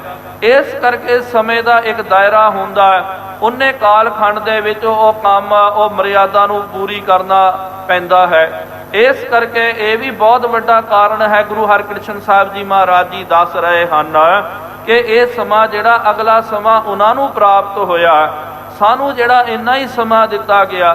ਹੁਣ ਜਿਹੜੇ ਬੁਲਾਰੇ ਵੀ ਕਈ ਵਾਰੀ ਹੁੰਦੇ, ਕਈਆਂ ਨੂੰ ਫਿਰ ਆਪਾਂ ਕੀਰਤਨੀਆਂ ਨੂੰ 15 ਮਿੰਟ ਦਾ ਟਾਈਮ ਦਿੰਦੇ ਆ, ਕਈਆਂ ਨੂੰ ਅੱਧਾ ਘੰਟੇ ਦਾ, ਕਈਆਂ ਨੂੰ 1 ਘੰਟੇ ਦਾ ਟਾਈਮ ਦਿੰਦੇ। ਲੇਕਿਨ 15 ਮਿੰਟ ਵਾਲਾ ਬੰਦਾ, ਉਹਨੂੰ ਫਿਰ ਕਿਹਾ ਜਾਂਦਾ ਕਿ ਭਾਈ ਤੇਰਾ ਇੰਨਾ ਸਮਾਂ ਹੈ, ਹਾਜ਼ਰੀ ਤੇਰੀ ਵੀ ਹੈ, ਲੇਕਿਨ ਇੰਨੇ ਸਮੇਂ ਦੇ ਵਿੱਚ ਤੂੰ ਹਾਜ਼ਰੀ ਲਵਾ ਦੇ, ਉਹਨੂੰ ਜ਼ਿਆਦਾ ਸਮਾਂ ਨਹੀਂ ਮਿਲਦਾ।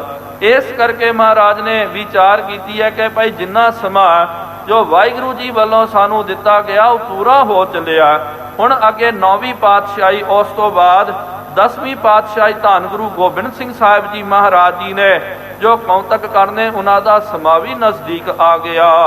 ਹਮ ਤਨ ਤਜਹ ਸਕਲ ਬਨ ਆਵਾ। ਮਹਾਰਾਜ ਜੀ ਨੇ ਦੇਖੋ ਆਪ ਵਿਚਾਰ ਕੀਤੀ ਕਿ ਜਦੋਂ ਅਸੀਂ ਆਪਣੇ ਤਨ ਦਾ ਤਿਆਗ ਕਰਾਂਗੇ, ਗੁਰਤਾ ਗੱਦੀ ਫਿਰ ਵੇਲੀ ਹੋਵੇਗੀ, ਗੁਰਤਾ ਗੱਦੀ ਦੇ ਉੱਤੇ ਫਿਰ ਗੁਰੂ 9ਵੇਂ ਪਾਤਸ਼ਾਹ ਗੁਰੂ ਤੇਗ ਬਹਾਦਰ ਜੀ ਮਹਾਰਾਜ ਜੀ ਨੇ ਬੈਠਣਾ।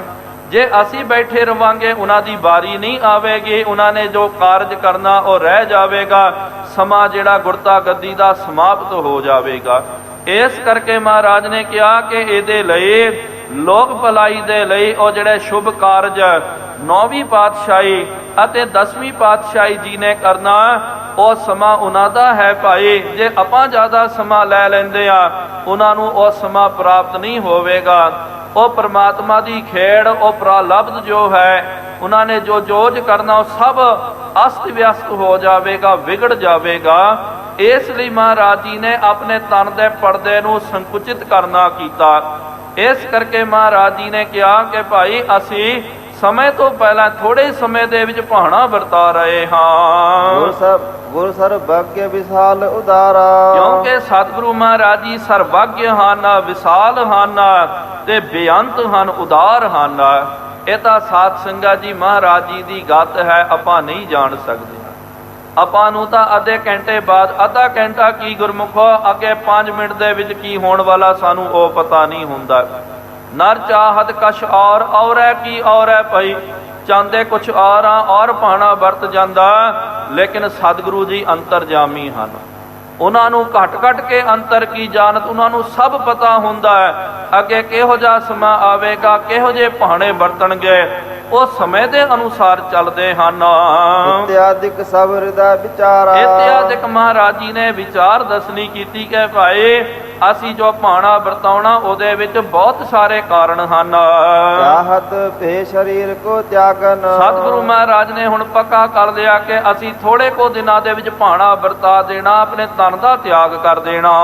ਜੇਕਰ ਦਰਸ ਸਿੱਖ ਅਨੁਰਾਗਨ, ਜੇਕਰ ਦਰਸ ਸਿੱਖਾਂ ਨੂੰ ਦਰਸ਼ਨ ਦੇਣਾ ਚਾਹੁੰਦੇ ਹਨ। ਕਾਰਨ ਕਰਨ ਆਪ ਸਭ ਜਾਣੈ, ਮਹਾਰਾਜ ਜੀ ਸਾਰੇ ਕਾਰਨ ਨੂੰ ਤੇ ਕਾਰਜ ਅਤੇ ਕਿਰਤ ਨੂੰ ਜਾਣਨ ਵਾਲੇ ਹਨ ਕਿ ਅੱਗੇ ਕੀ ਭਾਣਾ ਵਰਤਣਾ ਹੈ। ਨਰ ਅਜਾਨ ਕਿਆ ਤਿਨਹੁ ਬਖਾਨੈ, ਦੇਖੋ ਕਵੀ ਰਾਜ ਨੇ ਵੀ ਕਹਿ ਦਿੱਤਾ ਕਿ ਭਾਈ ਬਾਬੋ ਕੀ ਗਤ ਬਾਬੋ ਜਾਣੈ, ਬਾਬੇ ਦੀ ਗਤ ਬਾਬਾ ਹੀ ਜਾਣ ਸਕਦਾ। ਤੁਮਰੀ ਗਤ ਮਿਤ ਤੁਮ ਹੀ ਜਾਣੀ, ਨਾਨਕ ਦਾਸ ਸਦਾ ਕੁਰਬਾਨੀ। ਸਾਨੂੰ ਤਾਂ ਕੁਰਬਾਨ ਜਾਣਾ ਚਾਹੀਦਾ, ਵਾਰੇ ਜਾਣਾ ਚਾਹੀਦਾ। ਉਹਦੀ ਗਤ ਮਿਤ ਲਖੀ ਨਹੀਂ ਜਾਂਦੀ ਆ, ਉਹਨੂੰ ਲਖਣਾ ਵੀ ਨਹੀਂ ਚਾਹੀਦਾ। ਉੱਥੇ ਹਾਥੀ ਜੋੜ ਦੇਣੇ ਚਾਹੀਦੇ ਕਿ ਮਹਾਰਾਜ ਤੁਹਾਡੀ ਤੁਸੀਂ ਜਾਣੋ, ਅਸੀਂ ਅਲਪੱਗ ਹਾਂ। ਯਾਦ ਰੱਖੋ ਅਲਪੱਗ ਸਰਬੱਗਿਆਂ ਨੂੰ ਕਦੇ ਵੀ ਜਾਣ ਨਹੀਂ ਸਕਦਾ। ਮੱਛੀ ਪਾਣੀ ਦਾ ਆਨੰਦ ਲੈ ਸਕਦੀ ਹੈ, ਲੇਕਿਨ ਸਮੁੰਦਰ ਦਾ ਪਾਰਾਵਾਰ ਪ੍ਰਾਪਤ ਨਹੀਂ ਕਰ ਸਕਦੀ। ਇਸ ਤਰ੍ਹਾਂ ਹੀ ਗੁਰੂ ਸਾਹਿਬ ਜੀ ਦਾ ਪਾਰਾਵਾਰ ਪ੍ਰਾਪਤ ਕਰਨ ਦੀ ਕੋਸ਼ਿਸ਼ ਨਹੀਂ ਕਰਨੀ ਚਾਹੀਦੀ ਹੈ। ਜਿੱਥੇ ਇਹੋ ਜਿਹੀ ਅਚਰਜ ਖੇਡ ਵਰਤ ਜਾਵੇ, ਹੱਥ ਜੋੜ ਲੈਣਾ ਚਾਹੀਦਾ ਕਿ ਮਹਾਰਾਜ ਤੁਮਰੀ ਗਤ ਮਿਤ ਤੁਮ ਹੀ ਜਾਣੀ, ਕਿ ਤੁਹਾਡੀ ਗਤ ਮਿਤ ਕੋਈ ਦੂਜਾ ਜਾਣ ਨਹੀਂ ਸਕਦਾ, ਤੁਸੀਂ ਜਾਣ ਸਕਦੇ ਹੋ। ਸ੍ਰੀ ਗੁਰੂ ਪ੍ਰਤਾਪ ਸੂਰਜ ਗ੍ਰੰਥੇ ਦਸਮ ਰਾਸੇ, ਸ੍ਰੀ ਗੁਰੂ ਹਰਿਕ੍ਰਿਸ਼ਨ ਪ੍ਰਸੰਗ ਵਰਣਨ ਨਾਮ ਪੰਚਾਸਤੀ ਅੰਸੂ। ਇੱਥੇ ਸਾਧ ਸੰਗਤ ਜੀ ਸਮੇਂ ਦੀ ਸਮਾਪਤੀ ਤੇ ਇਸ ਅਧਿਆਇ ਦੀ ਵੀ ਸਮਾਪਤੀ ਹੈ। ਇਨੀਆਂ ਕੋ ਬੇਨਤੀਆਂ ਆਪ ਪ੍ਰਵਾਨ ਕਰਦਾ ਕਰੋ, ਵਿਚਾਰ ਕਰਦਿਆਂ ਬੇਅੰਤ ਗਲਤੀਆਂ ਹੋ ਗਈਆਂ ਜੀਓ, ਮੁਆਫੀ ਬਖਸ਼ਣੀ। ਅੱਗੇ ਤੋਂ ਸੁਮਤ ਆਓ ਸਾਰੇ ਗੱਜ ਵੱਜ ਕਰਕੇ ਫਤਿਹ ਬੁਲਾਈਏ। ਵਾਹਿਗੁਰੂ ਜੀ ਕਾ ਖਾਲਸਾ, ਵਾਹਿਗੁਰੂ ਜੀ ਕੀ ਫਤਿਹ। ਹੈ ਅਚੁੱਤ ਹੈ ਪਾਰ ਬ੍ਰਹਮ, ਅਬਨਾਸੀ ਅਗਨਾਸ, ਹੈ ਪੂਰਨ ਹੈ ਸਰਬ ਮੈਂ ਦੁਖ ਭੰਜਨ ਗੁਣਤਾਸ। ਹੈ ਸੰਗੀ ਹੈ ਨਿਰੰਕਾਰ, ਹੈ ਨਿਰਗੁਣ ਸਭ ਟੇਕਾ। ਹੈ ਗੋਬਿੰਦ ਹੈ ਗੁਣ ਨਿਧਾਨ ਜਾਂ ਕੈ ਸਦਾ ਬਵੇ। ਹੈ ਅਪਰੰਪਰ ਹਰ ਹਰੇ, ਹੈ ਪੀ ਹੋਵਨ ਹਾਰ। ਹੈ ਸੰਤਾਂ ਕੈ ਸਦਾ ਸੰਗ, ਹੇ ਠਾਕੁਰ ਹਾਂ ਦਾਸ ਰੋ। ਮੈਂ ਨਿਰਗੁਣ ਗੁਣ ਨਹੀਂ ਕੋਏ, ਨਾਨਕ ਦੀਜੈ ਨਾਮਦਾਨ। ਰਾਖੋ ਹਿਆ ਪਰੋ, ਆਏ ਪ੍ਰਭ ਸ਼ਰਨਾਗਤੀ। ਕਿਰਪਾ ਨਿਧ ਦਇਆਲ, ਏਕ ਅੱਖਰ ਹਰ ਮਨ ਬਸਤਾ। ਨਾਨਕ ਹੋਤ ਨਿਹਾਲ। ਵਾਹਿਗੁਰੂ ਨਾਮ ਜਹਾਜ ਹੈ, ਚੜ੍ਹੈ ਸੋ ਤਰੈ ਪਾਰ। ਜੋ ਸ਼ਰਧਾ ਕਰ ਸੇਵੰਦੇ, ਗੁਰ ਪਾਰ ਉਤਾਰਨ। ਕਥਾ ਨਿਤਾ ਪ੍ਰਤ ਹੋਤ ਹੈ, ਸੁਣਹੁ ਸੋ ਸਿੰਘ ਸੁਜਾਨ। ਨਾਨਕ ਗੁਰੂ ਗੋਬਿੰਦ ਸਿੰਘ ਜੀ ਸਦਾ ਕਰੈ ਕਲਿਆਣ। ਨਾਨਕ ਗੁਰੂ ਗੋਬਿੰਦ ਸਿੰਘ ਜੀ ਸਦਾ ਕਰੈ ਕਲਿਆਣ। ਏਕ ਓੰਕਾਰ ਸਤਨਾਮ ਕਰਤਾ ਪੁਰਖ ਨਿਰਭਉ ਨਿਰਵੈਰ ਅਕਾਲ ਮੂਰਤ ਅਜੂਨੀ ਸੈਭੰ ਗੁਰ ਪ੍ਰਸਾਦ ਜਪ। ਆਦ ਸੱਚ ਜੁਗਾਦ ਸੱਚ ਹੈ ਵੀ ਸੱਚ, ਨਾਨਕ ਹੋਸੀ ਵੀ ਸੱਚ। ਇਕ ਓੰਕਾਰ ਸਤਨਾਮ ਕਰਤਾ ਪੁਰਖ ਨਿਰਭਉ ਨਿਰਵੈਰ ਅਕਾਲ ਮੂਰਤ ਅਜੂਨੀ ਸੈਭੰ ਗੁਰ ਪ੍ਰਸਾਦ ਜਪ ਆਦ ਸੱਚ ਜੁਗਾਦ ਸੱਚ ਹੈ ਭੀ ਸੱਚ ਨਾਨਕ ਹੋਸੀ ਭੀ ਸੱਚ ਇਕ ਓੰਕਾਰ ਸਤਨਾਮ ਕਰਤਾ ਪੁਰਖ ਨਿਰਭਉ ਨਿਰਵੈਰ ਅਕਾਲ ਮੂਰਤ ਆਜੂਨੀ ਸੈਭੰ ਗੁਰ ਪ੍ਰਸਾਦ ਜਪ ਆਦ ਸੱਚ ਜੁਗਾਦ ਸੱਚ ਹੈ ਭੀ ਸੱਚ ਨਾਨਕ ਹੋਸੀ ਭੀ ਸੱਚ ਇਕ ਓੰਕਾਰ ਸਤਨਾਮ ਕਰਤਾ ਪੁਰਖ ਨਿਰਭਉ ਨਿਰਵੈਰ ਅਕਾਲ ਮੂਰਤ ਆਜੂਨੀ ਸੈਭੰ ਗੁਰ ਪ੍ਰਸਾਦ ਜਪ ਆਦ ਸੱਚ ਜੁਗਾਦ ਸੱਚ ਹੈ ਭੀ ਸੱਚ ਨਾਨਕ ਹੋਸੀ ਭੀ ਸੱਚ ਇਕ ਓੰਕਾਰ ਸਤਨਾਮ ਕਰਤਾ ਪੁਰਖ ਨਿਰਭਉ ਨਿਰਵੈਰ ਅਕਾਲ ਮੂਰਤ ਆਜੂਨੀ ਸੈਭੰ ਗੁਰ ਪ੍ਰਸਾਦ ਜਪ ਆਦ ਸੱਚ ਜੁਗਾਦ ਸੱਚ ਹੈ ਭੀ ਸੱਚ ਨਾਨਕ ਹੋਸੀ ਭੀ ਸੱਚ ਵਾਹੋ ਵਾਹੋ ਗੋਬਿੰਦ ਸਿੰਘ ਜੀ ਵਾਹੋ ਵਾਹੋ ਗੋਬਿੰਦ ਸਿੰਘ ਜੀ ਕਲਗੀਆਂ ਵਾਲੇ ਗੋਬਿੰਦ ਸਿੰਘ ਜੀ ਕਲਗੀਆਂ ਵਾਲੇ ਗੋਬਿੰਦ ਸਿੰਘ ਜੀ ਬਾਜਾਂ ਵਾਲੇ ਗੋਬਿੰਦ ਸਿੰਘ ਜੀ ਬਾਜਾਂ ਵਾਲੇ ਗੋਬਿੰਦ ਸਿੰਘ ਜੀ ਫੌਜਾਂ ਵਾਲੇ ਗੋਬਿੰਦ ਸਿੰਘ ਜੀ ਫੌਜਾਂ ਵਾਲੇ ਗੋਬਿੰਦ ਸਿੰਘ ਜੀ ਜੋਜੀ ਪਿਆਰੇ ਗੋਬਿੰਦ ਸਿੰਘ ਜੀ ਜੋਜੀ ਪਿਆਰੇ ਗੋਬਿੰਦ ਸਿੰਘ ਜੀ ਵਾਹੋ ਵਾਹੋ ਗੋਬਿੰਦ ਸਿੰਘ ਜੀ ਵਾਹੋ ਵਾਹੋ ਗੋਬਿੰਦ ਸਿੰਘ ਜੀ ਵਾਹੋ ਵਾਹੋ ਗੋਬਿੰਦ ਸਿੰਘ ਜੀ ਵਾਹੋ ਵਾਹੋ ਗੋਬਿੰਦ ਸਿੰਘ ਜੀ ਸਤਿ ਸ੍ਰੀ ਅਕਾਲ ਪੁਰਖ ਜੀ ਕਾ ਖਾਲਸਾ ਜੀ ਸਾਹਿਬ ਬੋਲੋ ਜੀ ਵਾਹਿਗੁਰੂ ਸ਼੍ਰੀ ਵਾਹਿਗੁਰੂ ਜੀ ਜੀ ਗੁਰੂ ਗਰੀਬ ਨਿਵਾਜ ਅੰਤਰਜਾਮੀ ਸਤਿਗੁਰੂ ਸੱਚੇ ਪਾਤਸ਼ਾਹ ਜੀਓ ਮਹਾਰਾਜ ਆਪ ਜੀ ਦੇ ਪਾਵਨ ਪਵਿੱਤਰ ਅਸਥਾਨ ਤਖਤ ਸੱਚਖੰਡ ਸ੍ਰੀ ਹਜ਼ੂਰ ਸ੍ਰੀ ਅਬਚਲਨਗੜ੍ਹ ਸਾਹਿਬ ਜੀ ਵਿਖੇ ਸ਼ਾਮਾਂ ਦੇ ਦੀਵਾਨ ਸਜਾਏ ਗਏ ਹਨ। ਸਜੇ ਹੋਏ ਪਾਵਨ ਦੀਵਾਨਾਂ ਦੇ ਵਿੱਚ ਗੁਰ ਇਤਿਹਾਸ ਦੀਆਂ ਕਥਾ ਵਿਚਾਰਾਂ ਹੋਈਆਂ। ਕਥਾ ਵਿਚਾਰਾਂ ਕਰਦਿਆਂ ਬੇਅੰਤ ਗਲਤੀਆਂ ਹੋ ਗਈਆਂ ਜੀ ਉਹ ਮਾਫੀ ਬਖਸ਼ਦੀਆਂ ਅੱਗੇ ਤੋਂ ਸੁਮਤ ਆਈਆਂ ਸੰਗਤਾਂ ਦੀਆਂ ਹਾਜ਼ਰੀਆਂ ਤਿਲ ਫੁਲ ਭੇਟਾਵਾਂ ਪ੍ਰਵਾਨ ਕਰਨੀਆਂ। ਜੋ ਜੀ ਆਪ ਜੀ ਕੇ ਦੁਆਰੇ ਆਵੇ ਸੋ ਸਦਾ ਹੀ ਰਾਜੀ ਪ੍ਰਸੰਨ ਜਾਵੇ। ਗੁਰੂ ਨਾਨਕ ਨਾਮ ਚੜ੍ਹਦੀ ਕਲਾ ਤੇਰੇ ਭਾਣੇ ਸਰਬੱਤ ਦਾ ਭਲਾ।